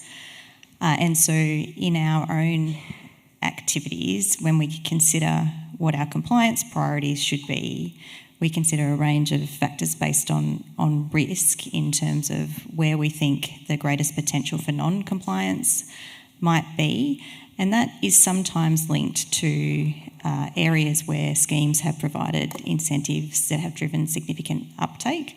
It might also be the case that we're looking at scheme participants that might be new, responding to those incentives as well. And of course we prioritise areas where we think there is the greatest potential for non-compliance and the greatest impact on affecting energy consumption as well. So as Sean said, my team is in close contact with regulators in the state schemes as we share that information around what we're seeing happening in our scheme to inform, I guess, their activities in their scheme. And we also share information around what we're observing in the market in terms of market trends. And of course, we share information around whether or not we have cancelled particular products who have been found to be non-compliant under the GEMS scheme as well. It's a really important part of our function, that information sharing activity. So to go to your first question second, which was around heat pumps, this is a priority area in GEMS to introduce new minimum energy performance standards. So that was in response to it being prioritised by energy and climate change ministers across all states and territories and the Commonwealth in 2024. And that was partly prioritised in response actually to the uptick in activity that we had Rick show us earlier in terms of the increase in the uptake of heat pumps in response to those incentive scheme at the Commonwealth and the state and territory level as well. So in October of this year, we released what we call a consultation regulation impact statement, which outlines the costs and benefits of alternative approaches to regulating for minimum energy performance standards for heat pumps, and also regulating for the provision of information so that consumers can actually understand more around the energy efficiency of the products that they're consuming. So I know that there's probably some people in the room that did attend some of our workshops too during that consultation period, which was fantastic. We had really good attendance at the workshops and also a pretty high level of engagement actually in terms of people providing us with submissions. So the task for us right now is to make our way through all of the issues that have been raised with stakeholders and then provide what we call a decision regulation impact statement to energy and environment ministers for them to make a decision about essentially giving the green light to get on with regulating heat pumps through the making of what we call a determination. So that's the legislative instrument that sets out those requirements that must be met to sell products in Australia around MEPS. So that is the task ahead of us. We're dedicated to doing that as quickly as we can while ensuring that it provides integrity and robustness in the schemes that we and others regulate. Thanks, Mel. And now I might turn to some questions online and from the floor. I know we're kind of running up against time, so we might try and get to as many questions as possible. So I'll just ask the panellists if we can keep our answers punchy. I think we've got about 15 minutes or so for questions. So I've got one here for GEMS, and this might be one you're familiar with, Mel, but the question is from, I'm not sure who it's from, but it's how can GEMS ensure product test reports submitted for GEMS approval are legitimate, not fake, as most reports are originating from China? Any thoughts on that one, Mel? Yeah, so obviously we take this incredibly serious in terms of making sure that the team that assesses registration is familiar with what legitimate lab reports look like and what's potentially illegitimate.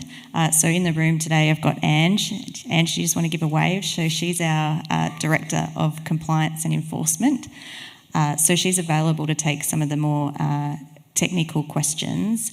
But what I will say is that where we see indications of potential areas of non-compliance around these sorts of lab tests, then we have a range of powers to undertake our own testing using NATA accredited laboratories as well to check whether or not what people are submitting to us through their lab reports do in fact meet what happens when we test through those NATA accredited laboratories. And of course, along our sort of compliance triangle, we have a range of measures that we can use, starting obviously with the sort of education and information, moving through to corrective behaviour all the way along to the sort of enforcement activities as well. But yeah, if the person that asked that question would like to sort of dive deep into that, please find Ange over lunchtime. Thanks, Mel. And I'm told the most popular question here is one for Matt, and it's around inspections for CER for the Commonwealth Home Battery Program. So perhaps just a quick response on what your inspection activity has looked like. The question is around how many inspections of what you're seeing. Any brief comments on that? Yeah, so it's a bit different to the solar part of our inspection program, where we generally inspect 9 to 12 months after the systems are installed. So we wanted to get our inspection program off the ground as quickly as possible. So at this point, we got our provider on and appointed inspectors. We've done about 200 inspections so far, but we've got another 1,000 that they've just gone out the door with our inspection service provider. So the numbers will escalate pretty quickly, how many we've done in the coming 2 months. The results so far are very similar to what Matthew already said. So we're getting, somewhere above 50% are found to be what we call technically substandard. Most of this is to do with labelling. Most of it is that the system is safely installed, but it's missing or has those safety labels not in the right place or not there at all. So what we found, we decided that was a focus area, Sean, that we wanted to already immediately target. So we're in the process of developing a new requirement for the registered agents that create the certificates that they will need to provide us photos of those labels moving forward. And if they don't have those labels, those applications will be failed. We're in the process of developing that, and we haven't got that message out to industry yet, but it will be one that will be informing all our creators of certificates that they will need to take those photos going forward and collect that information, or they will not be eligible under the scheme. So we're in the early stages of the inspection program, like I said, 200, but I would say before the end of the year, we're likely to be getting closer to above that 1,000 or around that 1,000 mark, and we'll check what the results of those are again. The inspection program results are sent to all state and territory electrical authorities as part of the process, because they are responsible for electrical safety. So we're also sharing these insights directly with the electrical authorities so they can look at taking their own action. We also share those results with our accreditation body, Solar Accreditation Australia, and they can also give demerit points and remove those accredited installers from our scheme to receive the certificates. Thanks, Matt. Hopefully that's answered that question. I've got a question for Maggie, and it's around cooling off periods. So the question is, what are the rules relating to cooling off periods for consumers when engaging an ACP to conduct an upgrade? Any insights you can provide us on cooling off periods? If not the specifics, then what the general requirements are?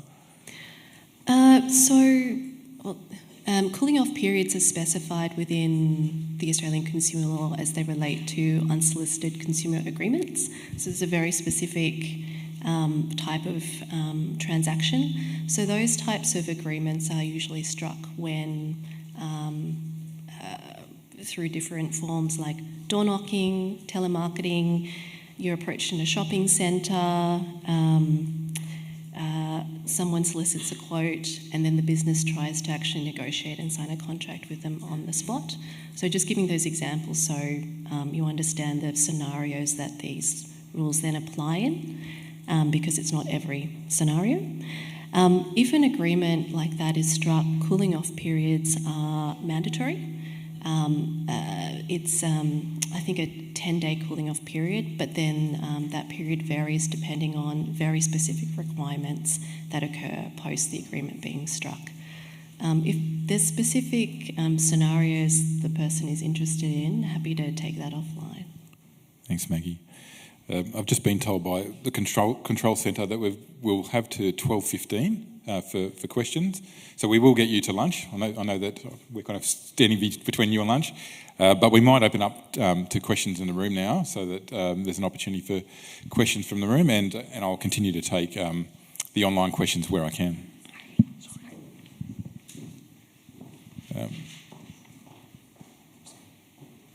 So Joel here with the mic. So I think. Thank you. This one's for Matthew Whitten. First of all, before my question, a big thank you. We've had a lot to do. I'm from EcoVantage. My name's Tanya Oldacre. We've had a lot to do with the New South Wales Building Commission in the last 12 months. And as an ACP, it's very difficult for us to manage licensed installers.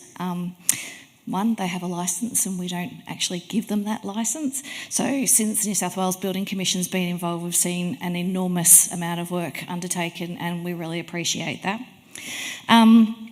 There's a few shout outs for your team too, so I'll catch you after the break as well.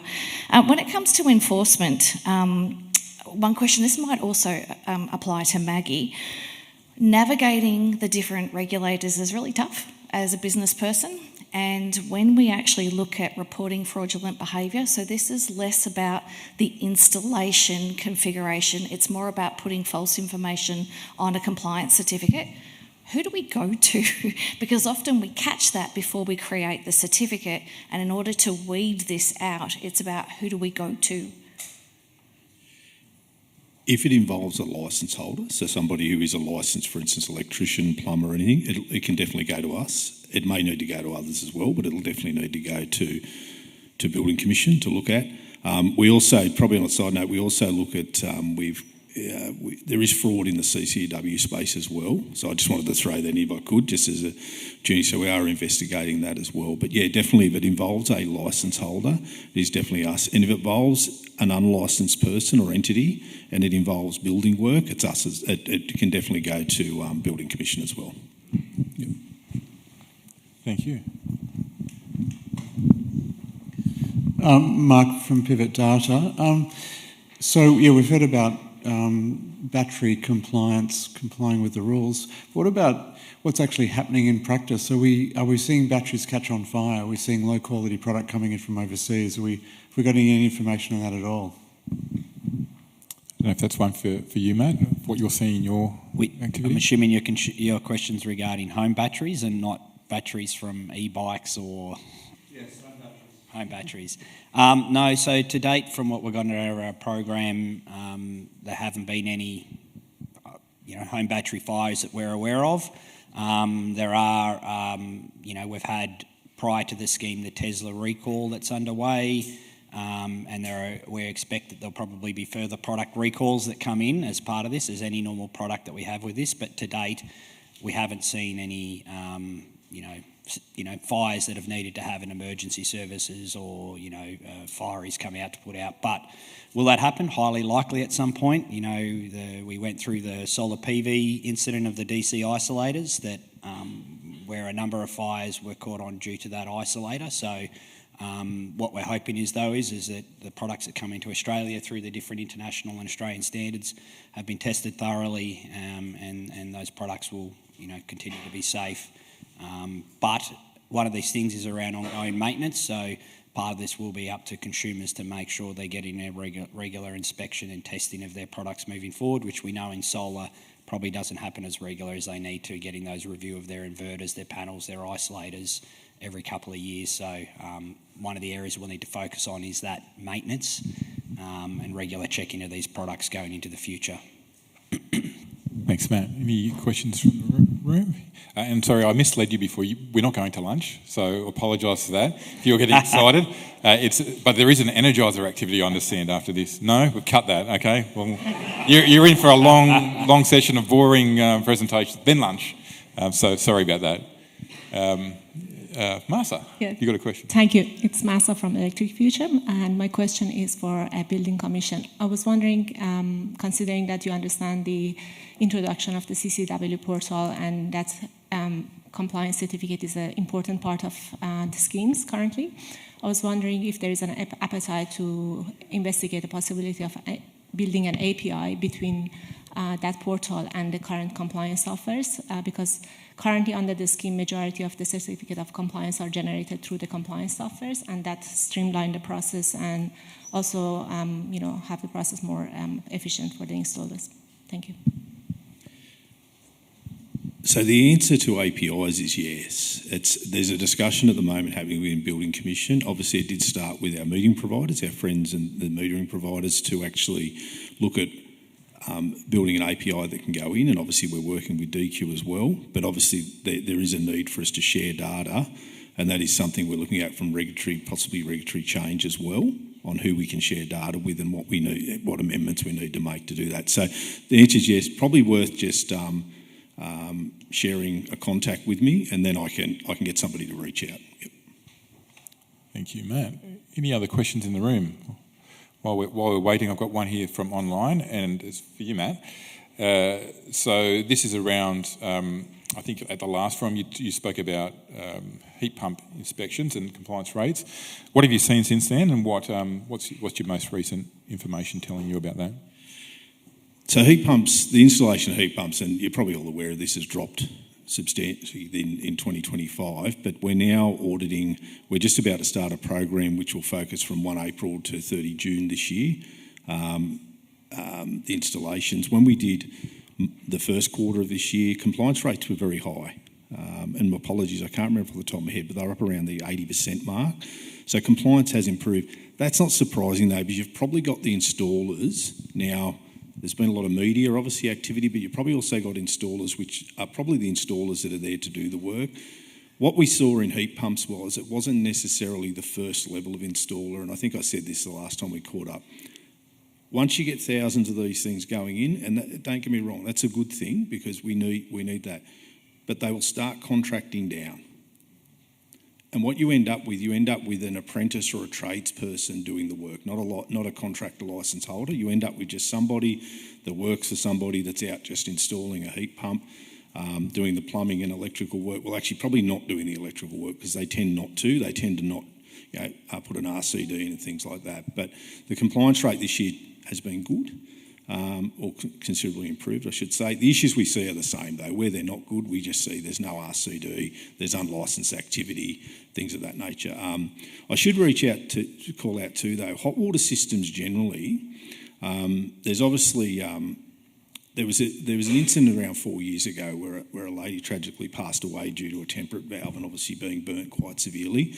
And we're doing a lot of work at the moment on not only heat pumps, where in 2026 we'll be looking at hot water systems more generally about that issue, because it is something that we don't get a lot of complaints of, but it's because consumers wouldn't know.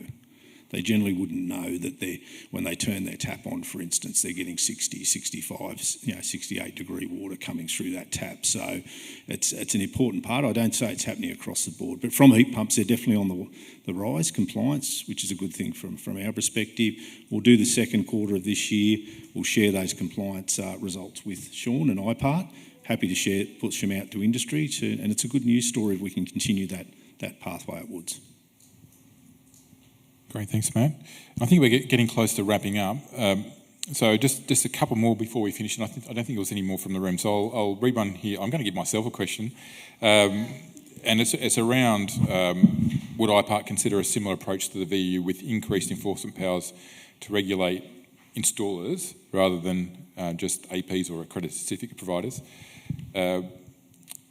I think the answer to that is that we work within the legislative regime that is set, and as it currently stands, we have a regime that holds accredited certificate providers to account for activities of certificate creation. So I know there's an ongoing discussion of which we're willing to be a participant in on where responsibility sits, but as it stands at the moment, as the scheme we regulate operates, we do hold accredited certificate providers to account for the activities for which certificates are created. So that's our position on that. But like I say, we're always open to further discussions on that issue. And then finally, we do have a minute left, so let's get everything out of it. So this one's, I guess, to all the panellists, and maybe this is my way of wrapping up and thanking all the panellists for sharing their time and thoughts with us today. It's been really valuable. In the energy efficiency space, are there any apparent gaps that are not covered by any regulatory bodies? So maybe we can quickly finish on that one. Has anyone identified any big gaps? Or is it more of a question of us continuing to work together to ensure we're talking to each other?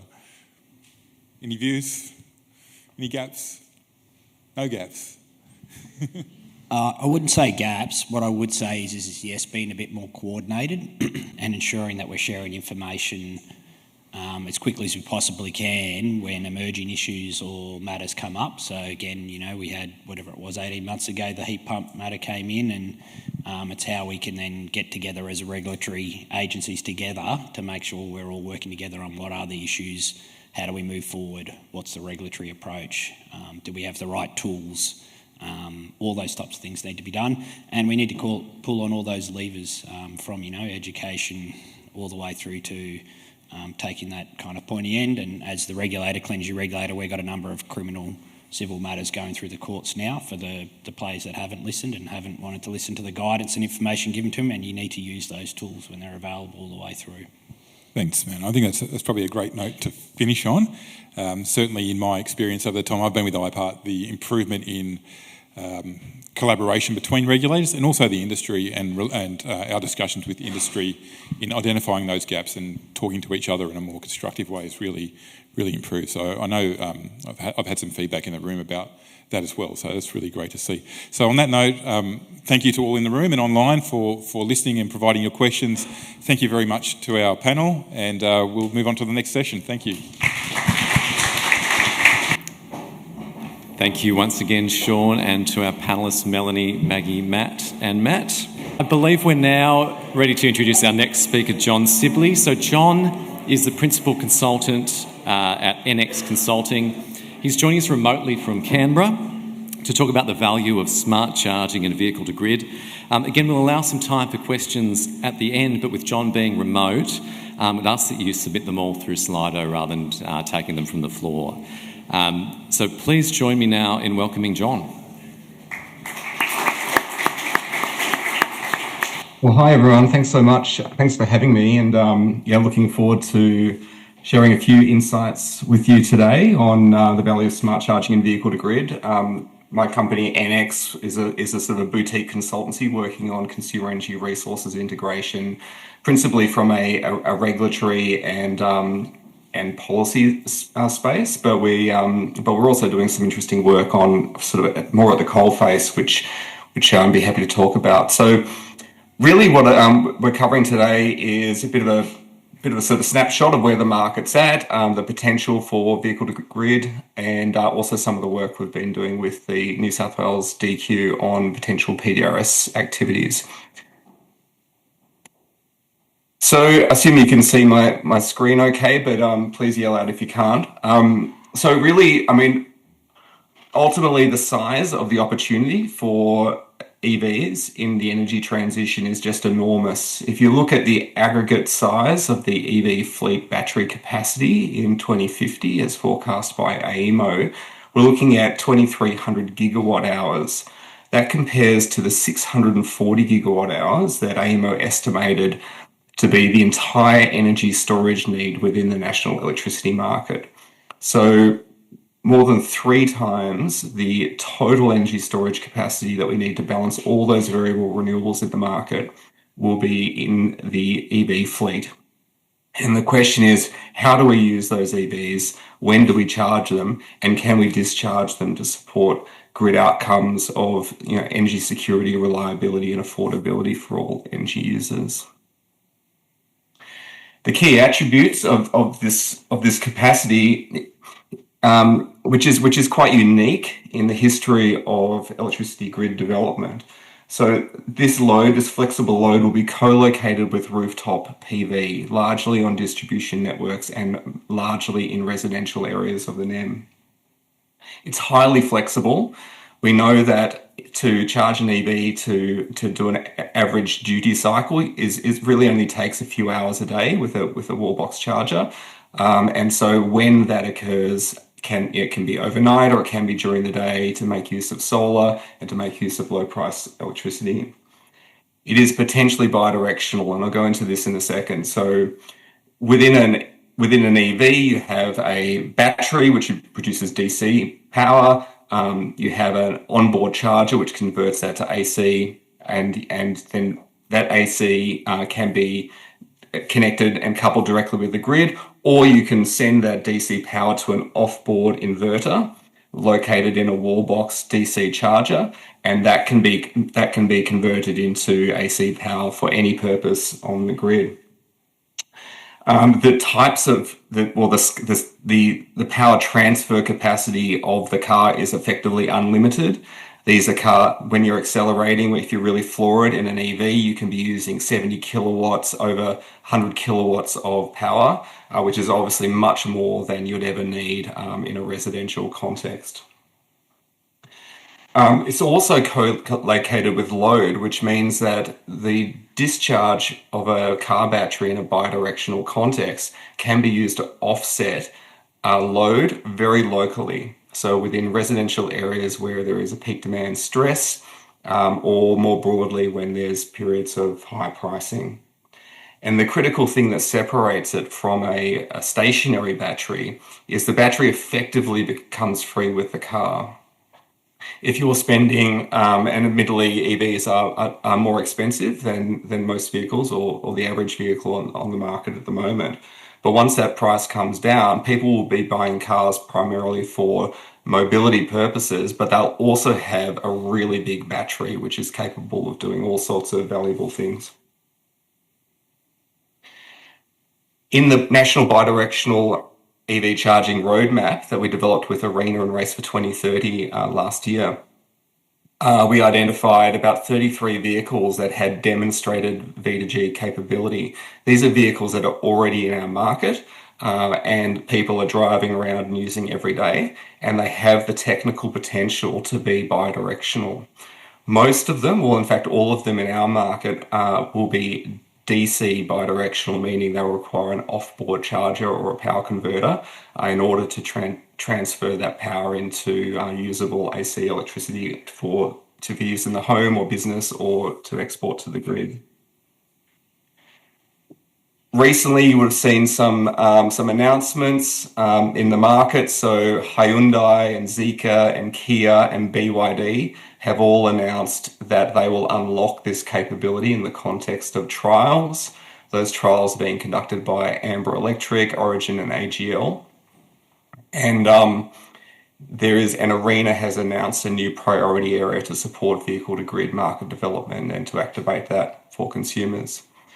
As far as I'm aware, there are 3 certified chargers. So these are DC bidirectional chargers that have gone through the testing process against AS 4777.2, and they're currently awaiting listing on the approved inverter list for the Clean Energy Council.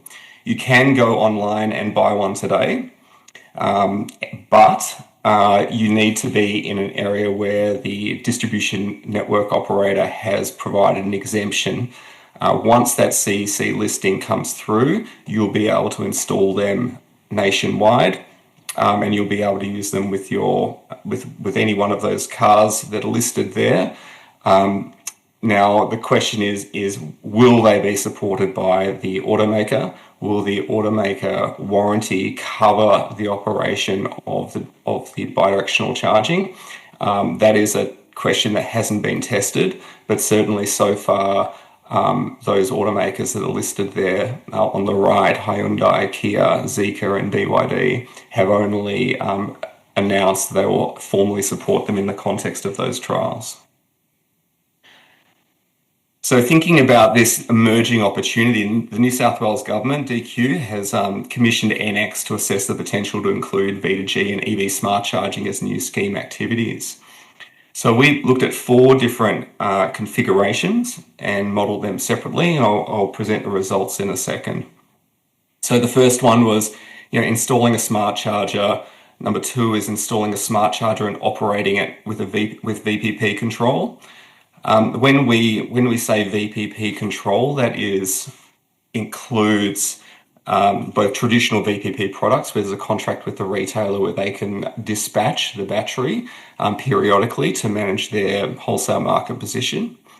But it also includes spot pass-through products like Amber Electric and SmartShift. We also looked at installing a V2G charger and operating that under a sort of a conventional tariff arrangement. and installing a V2G smart charger and operating it with a VPP control. Once again, we modelled that in the context of a spot pass-through retail tariff arrangement for the purposes of this activity. Now, as you can imagine, there's lots of assumptions and inputs that go into this, and I won't have time to go through them all today. But a really important one is the baseline against which we measured this. So we measured it against a baseline of the population average charge profile, which was deduced from vehicle telemetry data. So that includes an element of smart charging already in it. So in that way, the results that I'm about to present are a little bit conservative. So what we found was that there was a wide range of contributions to peak demand reduction. The PDR factor is effectively the kilowatt reduction in load, which is associated with that activity between the hours of 2:30 p.m. to 8:30 p.m. on peak demand days in New South Wales. And we've just adopted that methodology, which I think is consistent with the way that BESS 1 and BESS 2 have been modelled. What we found was that relatively modest reductions associated with smart charging under a conventional time of use tariff. If you smart charge against a spot price through tariff, you get a slightly better response. So about 2.36 kilowatts on average over that peak demand window. When you get to V2G, you can see it jumps up to about half a kilowatt on average over that period. But if you're on a spot pass-through tariff or a VPP product, it really jumps up to over 1 kilowatt of peak demand reduction. So what you can see is that there is that V2G is beneficial for the grid according to the framework of the peak demand reduction scheme. But so is VPP operation and spot pass-through optimization. And those factors aren't additive. In fact, they're multiplicative.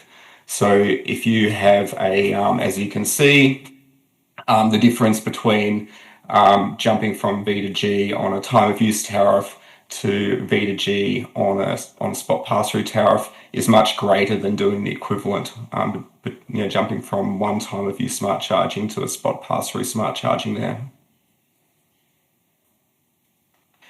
So in summary, noting I've only got a few minutes to present, what we found was that the PDR factors do vary, and V2G can make a very significant contribution to peak demand reduction.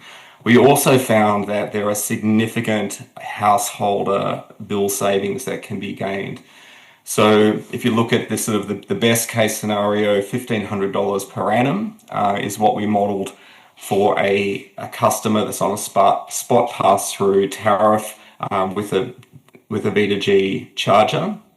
If you compare that to the current market price, so you can go and buy this tomorrow for a DC bidirectional charger installed is $6,999.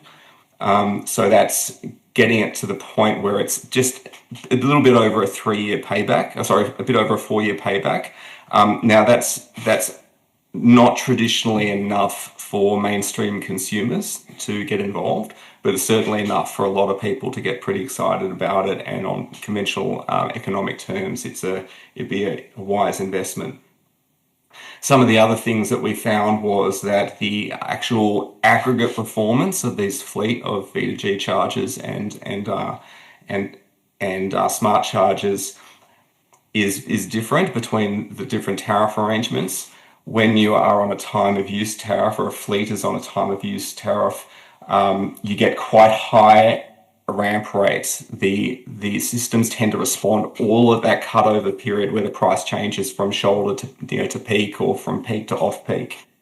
That's actually smoother with the spot pass-through tariff customers, and so you get a smoother profile, which is good for all sorts of outcomes in terms of local voltage control on the network, as well as in aggregate level once these fleets build up to scale for frequency control at the market level.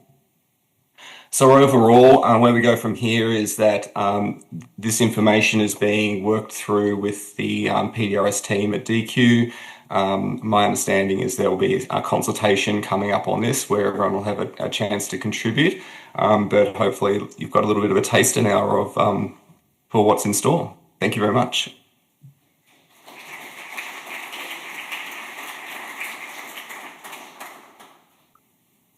And I understand I'm going to get questions by SMS, so I'm just opening up my phone. Here we go. So the question is, considering that vehicle-to-home and V2G applications may contribute to additional battery wear, what are the potential benefits for EV owners who choose to participate? So it is true that, that cycling a battery contributes to wear and tear and will reduce its overall capacity over time. What the international trials have shown, what Nissan, who's been doing this for a decade now with their Nissan Leaf, have found is that actually that is a very, very marginal impact. And the automakers that have been actually operating vehicle to grid for some time have very little concern about this. As I mentioned earlier, the actual power transfer rates that you would get in a vehicle to home or vehicle to grid context are very low compared to what they would be just doing every day, just driving around town. And so automakers will need to account for that in their warranty terms, but from a technical perspective, there's no reason why automakers would be concerned about some additional cycling of the battery. Also got a question, what are we learning about consumer behaviour through the current EV charging trial? So great question. So for the National Bidirectional EV Charging Roadmap, we did a pretty comprehensive review of all the trials, primarily in Europe, that have occurred, Europe and the UK. What they found was that initially consumers are very hesitant about vehicle to grid. They do worry about the battery wear and tear. They worry about when they get in their car, will it have enough charge for them to get to work or take the kids to school or whatever it is. After participating in the trial, however, there was a really significant change in sentiment amongst consumers. What they found was that consumers that had participated in these trials, basically every one of them said they would not buy an EV unless it did vehicle to grid in the future. There was a real turnaround. They became much more comfortable with the software controls, which allowed them to set the minimum state of charge or program the vehicle to be fully charged if they were going away that weekend or whatever the situation is. They became very comfortable with the battery wear and tear. They started to change their habits. They started to plug in their vehicles when they got home more often, which meant that they were able to capture more revenue opportunities in the market. So it is sort of a classic case of sort of social learning. We don't really have in our community the knowledge base of how this stuff works in a day-to-day practical sense. But once we start to build that up amongst early adopters in the community and they start to share their insights with their friends and family and online and through their different forums they participate in, it actually builds up a familiarity and a comfort which can support ultimately more mainstream adoption. Right, that's all the questions we have time for John, so please join me in giving John another round of applause. Thanks very much. Thanks, John. I'm pleased now to introduce our next speaker on behalf of the Department of Climate Change, Energy, the Environment and Water. Please welcome Lee Burrell.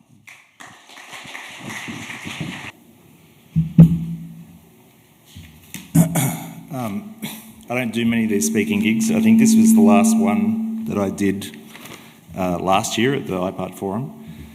I asked ChatGPT what I should do, and it said you should start with a mildly amusing anecdote.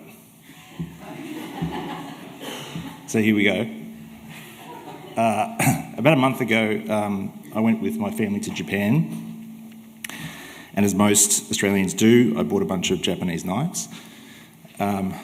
2 weekends ago, I was cooking dinner and cutting a slightly old onion. The outer layer was a little bit loose, so the knife slipped, and I cut a quarter of my fingernail off my index finger. My middle finger. And once all the blood and pain had sort of subsided, there were a few good things that came out of it. The first was that I didn't have to do washing up for a week, but my wife is now getting payback. The kids get to play doctor and they get to apply Elsa and Paw Patrol Band-Aids to me every morning to keep it clean. I get to flip people the bird when I explain what happened. I'll spare you from it today. And I know my knives work. They're great, so they were a good purchase. So stay with me now while I draw a really long bow and relate that to what we're talking about today. We have been through a period that's been pretty tough, and there are a lot of challenges ahead. But there are encouraging signs that I can see, some of which I can't talk about today. But we do have certificate prices that are steady and have risen over the last 6 months. We have 2 really big rule changes cooking up, and one we're hoping to consult on before the end of the year. And we have also the scheme reforms, and we're hoping to consult on those before the end of the year as well. I know Rick raised the opportunities for new activities, and I agree, particularly in the PDRS space. But there is one activity that I think existing activity I think we can build on and create a good volume of certificates, and that's the incentives to install a high-efficiency air conditioner. So in this slide, I've provided a comparison of some of the top models in those capacity categories, and you can see through an increase in the certificate prices and increase the deeming years for the D16 activity that there's a considerable increase in the incentives there, which make particularly the 5 and 7 kilowatt capacities quite attractive. If you're interested in installing an air conditioner, you can go to our website and put in the model number, and you can calculate the incentives that you can attract. This graph shows the residential heat pump activity trajectory over a few years. You can see it peaked there in 2023 and has been on a decline since then. The heat pump activity bottomed out at about 200 installs a month, but is now double that and rising, possibly partly due to an increasing certificate price. The fall was a result of that $35 certificate price dropping to $15 and changes to the activity to reduce the incentives. The blue line is the D16 air conditioning activity. You can see we're tracking up at the end of last year to 1,500 installs a month, noting that is the summer period, so it is probably a peak month. But all signs that we have are that trajectory is at least holding or continuing. So at that rate, we represent about 6 to 8% of the air conditioner market in New South Wales, which is relatively low, or it's extremely low. So there's a lot of room for growth.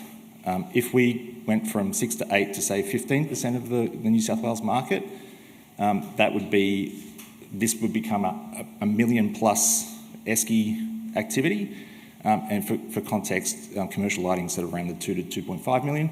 So it wouldn't replace it, but it would certainly be a very substantial part of the scheme. And for the PDRS, that would be about 6 to 7 million certificates under the PDRS. So this graph shows the percentage of installs in the 3 zones. So basically the incentives are a function of the efficiency of the system, whether it's a replacement or new install, and the climate zone in which it's installed. So the coal has traditionally done better because they have higher heat loads, and so the incentives are higher. But average is tracking up.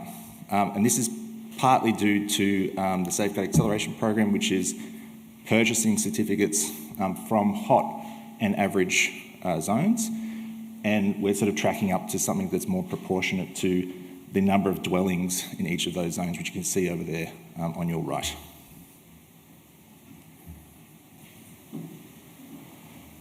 So again, you've got number of dwellings per region, so that's Sydney versus the rest of the state. regions have done really, really well. But Sydney is starting to track up slightly.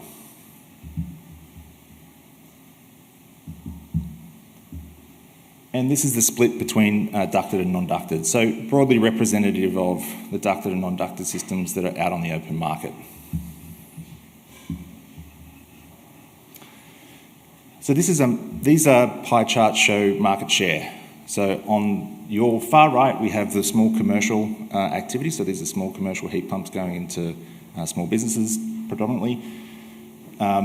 The D17 activity, which is residential heat pumps, and the air conditioning one. What you can see is in the two heat pump activities, we had a concentration in a small number of lower cost brands, and that was partly due to the business models that we used to go direct to market under that activity when certificate prices were high. Contrasting that to air conditioning, there's very healthy diversity in the market in 24. The 25 figures are also looking good. I didn't present them here because they're incomplete. And I think this also shows that we've seen a moderate increase in incentives in this activity, and it has brought on board a broad range of established and new players into this activity, and there's a lot of room for growth as well. So we may be able to really strike a balance there of allowing the innovators and disruptors, but also bringing established players along for the ride. Here are 4 things that we're doing currently. So we want to broaden eligibility, and comments about potential looking at what the gas savings are. That they're all things that we are continually looking at, and also exciting analysis looking at the new build market, which could be a possibility if the data shows that it's needed. We're closely monitoring product registration through GEMS and doing this analysis on an ongoing basis to try and identify any red flags that might jeopardise this activity as we're managing it. Also looking at those areas, particularly hot and average, to continue our work to reach underserviced LGAs or regions in New South Wales, and then looking to the future about when do we start to raise the bar in the scheme for air conditioner efficiency. There are 365 installers participating in this activity across the state. About a quarter of them have only done a handful of activities, and it certainly follows the 80-20 rule, where 20% of the installers are doing 80% of the activity. This heat map shows the percentage of dwellings that have been upgraded. So dark brown is around the kind of 5 to 7% of dwellings, households that have been upgraded, and the beige is only a fraction of percent of the households in those areas have been upgraded. So the statewide map you can see is quite patchy, but overall darker than the Sydney map. You can see that north of Coffs Harbour there are 4 LGAs up there that have only received a handful of upgrades. So there's definitely opportunities, not just in the whole activity to raise up, but also to spread into areas that are underserviced. And here's that same data presented quite a little bit differently. So these are the top 10 Sydney LGAs versus the top 10 in the state. And you can see that the number of households that have been upgraded in Sydney is extremely low compared to the rest of the state. Go orange, 7%, that's really good. And so my question to you is, what could be leading to this? Sydney installers, do they have enough on? Do they not like paperwork? Do they like it less than the regional installers? We're really interested to understand what the discrepancy is between these two markets. And that's it.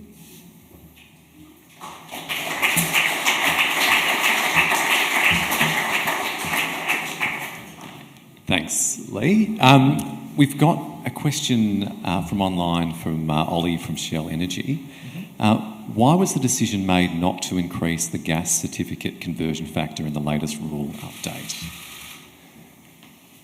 So it is still on the cards. What we want to understand is what the impact of that change would be. So if it goes to 1.01, essentially you would triple or quadruple the number of certificates you would create for an electrification project.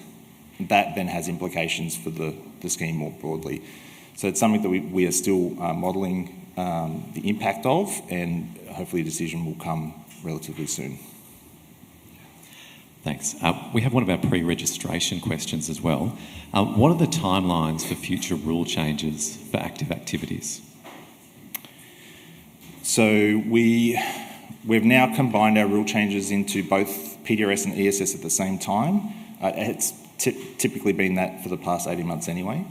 We're hoping to have this next rule change out for consultation before Christmas, and then maybe end of Q1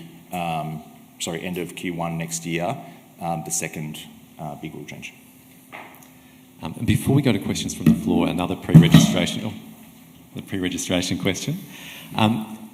Can you update us on the renewable fuel scheme? No. Questions from the floor? No, but whoever asks the question, please come and see me and I'll put you in contact with the people that can. Thank you. I think I saw a hand go up at the back. Yes. Thanks, Lee. Adam from Emerald here. Just want to understand if HVAC 3 is on the cards for reintroduction, and if not, how the government is going to help incentivise some of these demand response programs to include air conditioning in the future. So HVAC 3 is not a priority at the moment, mainly due to, well, two reasons. One is what technology are we actually incentivising? Is it DRED? Is it Ripple? Is it HEMS? SIM cards? Like that's a signal that we haven't got from the market as to where that's going. And the savings are relatively low. So having HVAC 3 as a standalone activity doesn't seem viable. It's something that we are looking at in terms of possibly an all-of-house activity in the future. There may be an opportunity, VPPs or connecting to a demand response aggregator. You've got small batteries, big batteries, V2G, and possibly other aggregated technologies within the house. So that may be an opportunity in the future. But really our focus is now on the things that create significant numbers of certificates for the PDRS, and that is V2G as a possibility, larger batteries, and also controlled stacking options for BESS 1. We have a question down the front here as well, please.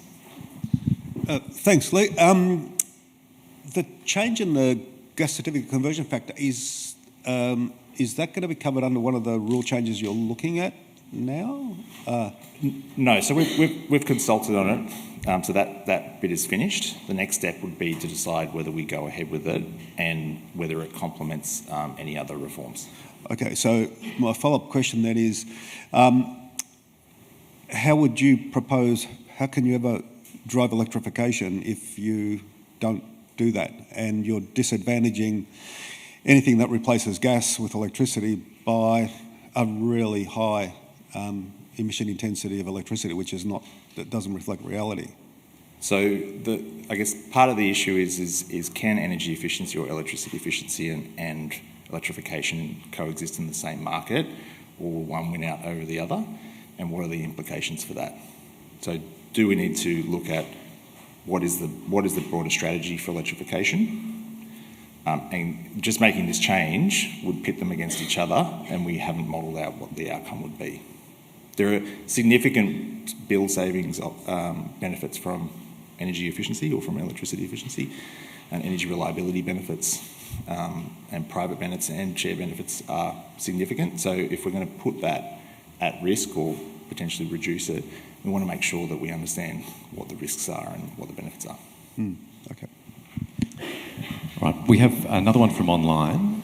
Regarding the current issues with registration of multi-split air conditioners, what work is being done between DQ and GEMS to address this?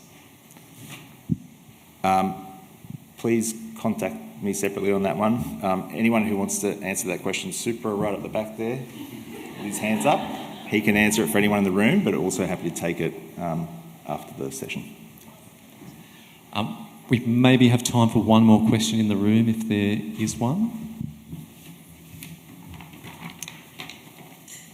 Oh, yes, we've got one hand back here. Is there any thoughts or updates about PIMV under the PDRS, giving commercial customers time to access?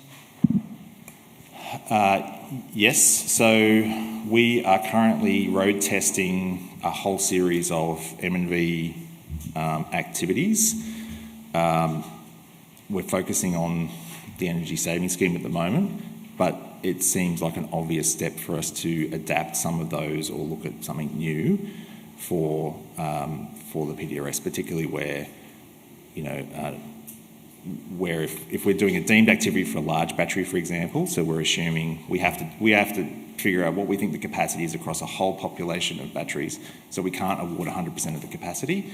We have to make it more conservative. The advantage of going to some type of M&V style method would be if that battery's state of charge is 100% at the beginning of the peak period and goes down to 5%, then they should be allowed to claim that benefit. So that's where we see another opportunity, yes.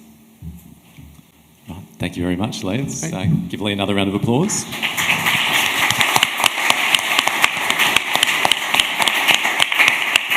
I'll hand back now to the ESS Committee Chair, Sharon Henrick.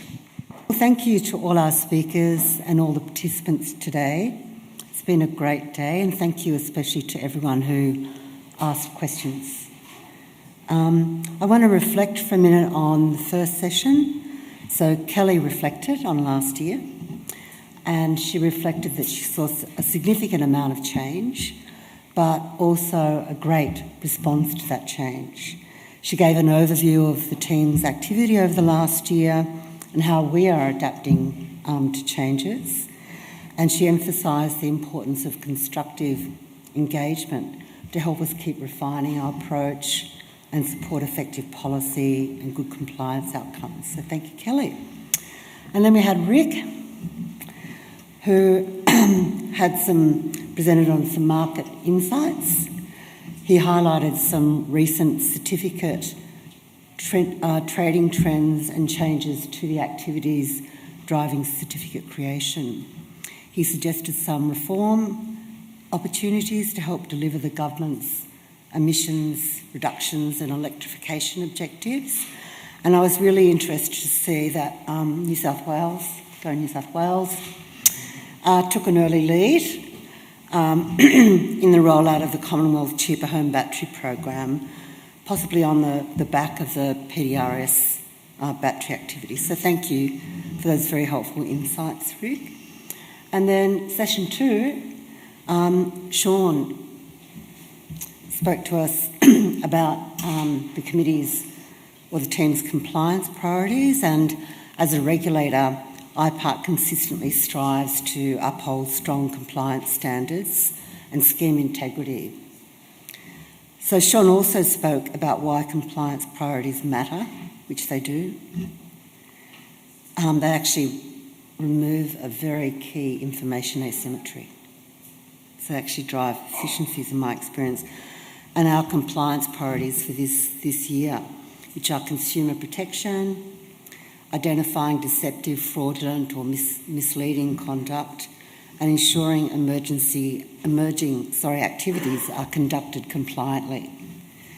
Our priorities change from year to year because we're dynamic, as we should be, and so does the way we address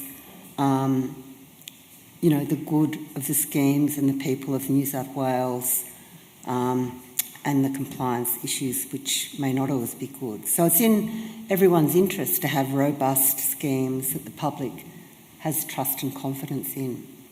And to that end, after Sean, we hosted a wonderful regulators panel. And there was a great discussion on that panel and the questions the panel provoked. The discussion highlighted how regulators are adapting through collaboration, innovation and stakeholder engagement. We also heard about some of the challenges facing stakeholders and that the regulators are here to help while working within the legislative arrangements for the schemes under which responsibility for compliance rests. And a key message was the importance of regulators working together, using all the available tools, including education, and working together with industry to identify and address gaps and develop solutions to emerging issues. So I'm just going to go off script for 15 seconds here, because I have another role, which is not as full on as IPART, but I was appointed by the Federal Treasurer to sit on a member of an expert advisory committee that gives the federal government advice on competition policy reform, so the revitalised national competition policy principles, and it's really related to productivity. And one of the things, and I think the Federal Treasurer said this after the Economic Roundtable, was one of the things that came out of that was to fix the federation, which doesn't mean abolishing the states, but gosh, if we could just harmonise a little bit more on standards, on compliance and enforcement issues. There's so many efficiencies to be achieved. So I really, personally, from my own individual perspective, I love that regulators panel, because there you've got a living, breathing example of what cooperation and collaboration can drive. And I really do most passionately believe it's the way of the future. So well done to all the regulators. And then finally, I was really interested to hear from John about the opportunities presented by smart charging and vehicle to grid. He shared the impressive statistic that by 2050, EV battery capacity is expected to represent 3 times the total storage needs of the NEM, which it's a mind-blowing statistic, that. And he gave us a taste of what could be in store. And we look forward very much to hearing more in the upcoming DQ's consultations, and encourage you all to have your say in that. And then Lee, is Lee still here? Oh, there you are, down back of the bus. You, apart from the ChatGPT, which went back to what I said at the beginning about the need to embrace AI, and I was glad to hear the finger had a happy ending, Lee. And I could say you could always get a mandolin. It's a safer experience, but I'll leave that with you. But Lee gave us a very interesting and important update on incentives for high efficiency air conditioners, the positive role the safeguard can play in transforming the market, and DQ's focus on broadening eligibility, monitoring product registrations, targeting underserviced parts of the market, which I thought those distributions were absolutely fascinating. And I don't know why Sydney's relatively, or the Greater Sydney metropolitan area is relatively underserviced compared to regional New South Wales. And I was very interested to hear that, the uptake in regional centres is higher. So I want to say a very sincere and warm thank you to each and every one of you again, and all the stakeholders in the schemes for coming together today in person or online. I appreciate all the information that's been shared, the questions that have been raised, and most importantly, the collaborative spirit which you have approached these discussions. The respect and the professionalism which you bring to these interactions mean we can always find a way to work together, balancing the interests of all stakeholders to keep the schemes operating successfully and with integrity as they evolve, so they can continue helping New South Wales transition to a lower carbon, more energy efficient future. And I just wanted to say a special thank you to Kelly and the other members of the Secretariat who, they've always got a zhushi, the chair, and they all do all the hard work behind the scenes. So I did just want to close with a special thank you to Kelly and the team in the Secretariat. So thanks very much, everyone. And thank you to Sharon as well for opening and closing today's event. I'd also like to thank all of our presenters and panellists today. So let's give them another big round of applause. Well, I'd just like to say a big thank you as well to everyone who attended today. I know these forums are a valuable opportunity for us here at IPART to hear from stakeholders in the schemes. I hope you found today as helpful as we did. For those of you who asked questions that we weren't able to get to, just a reminder that we'll be putting together a Q&A document for the website where we'll endeavour to address the topics that weren't covered. To those online, thank you so much again for your attendance and for participating. And to those in the room, I'll see you at lunch. Thank you.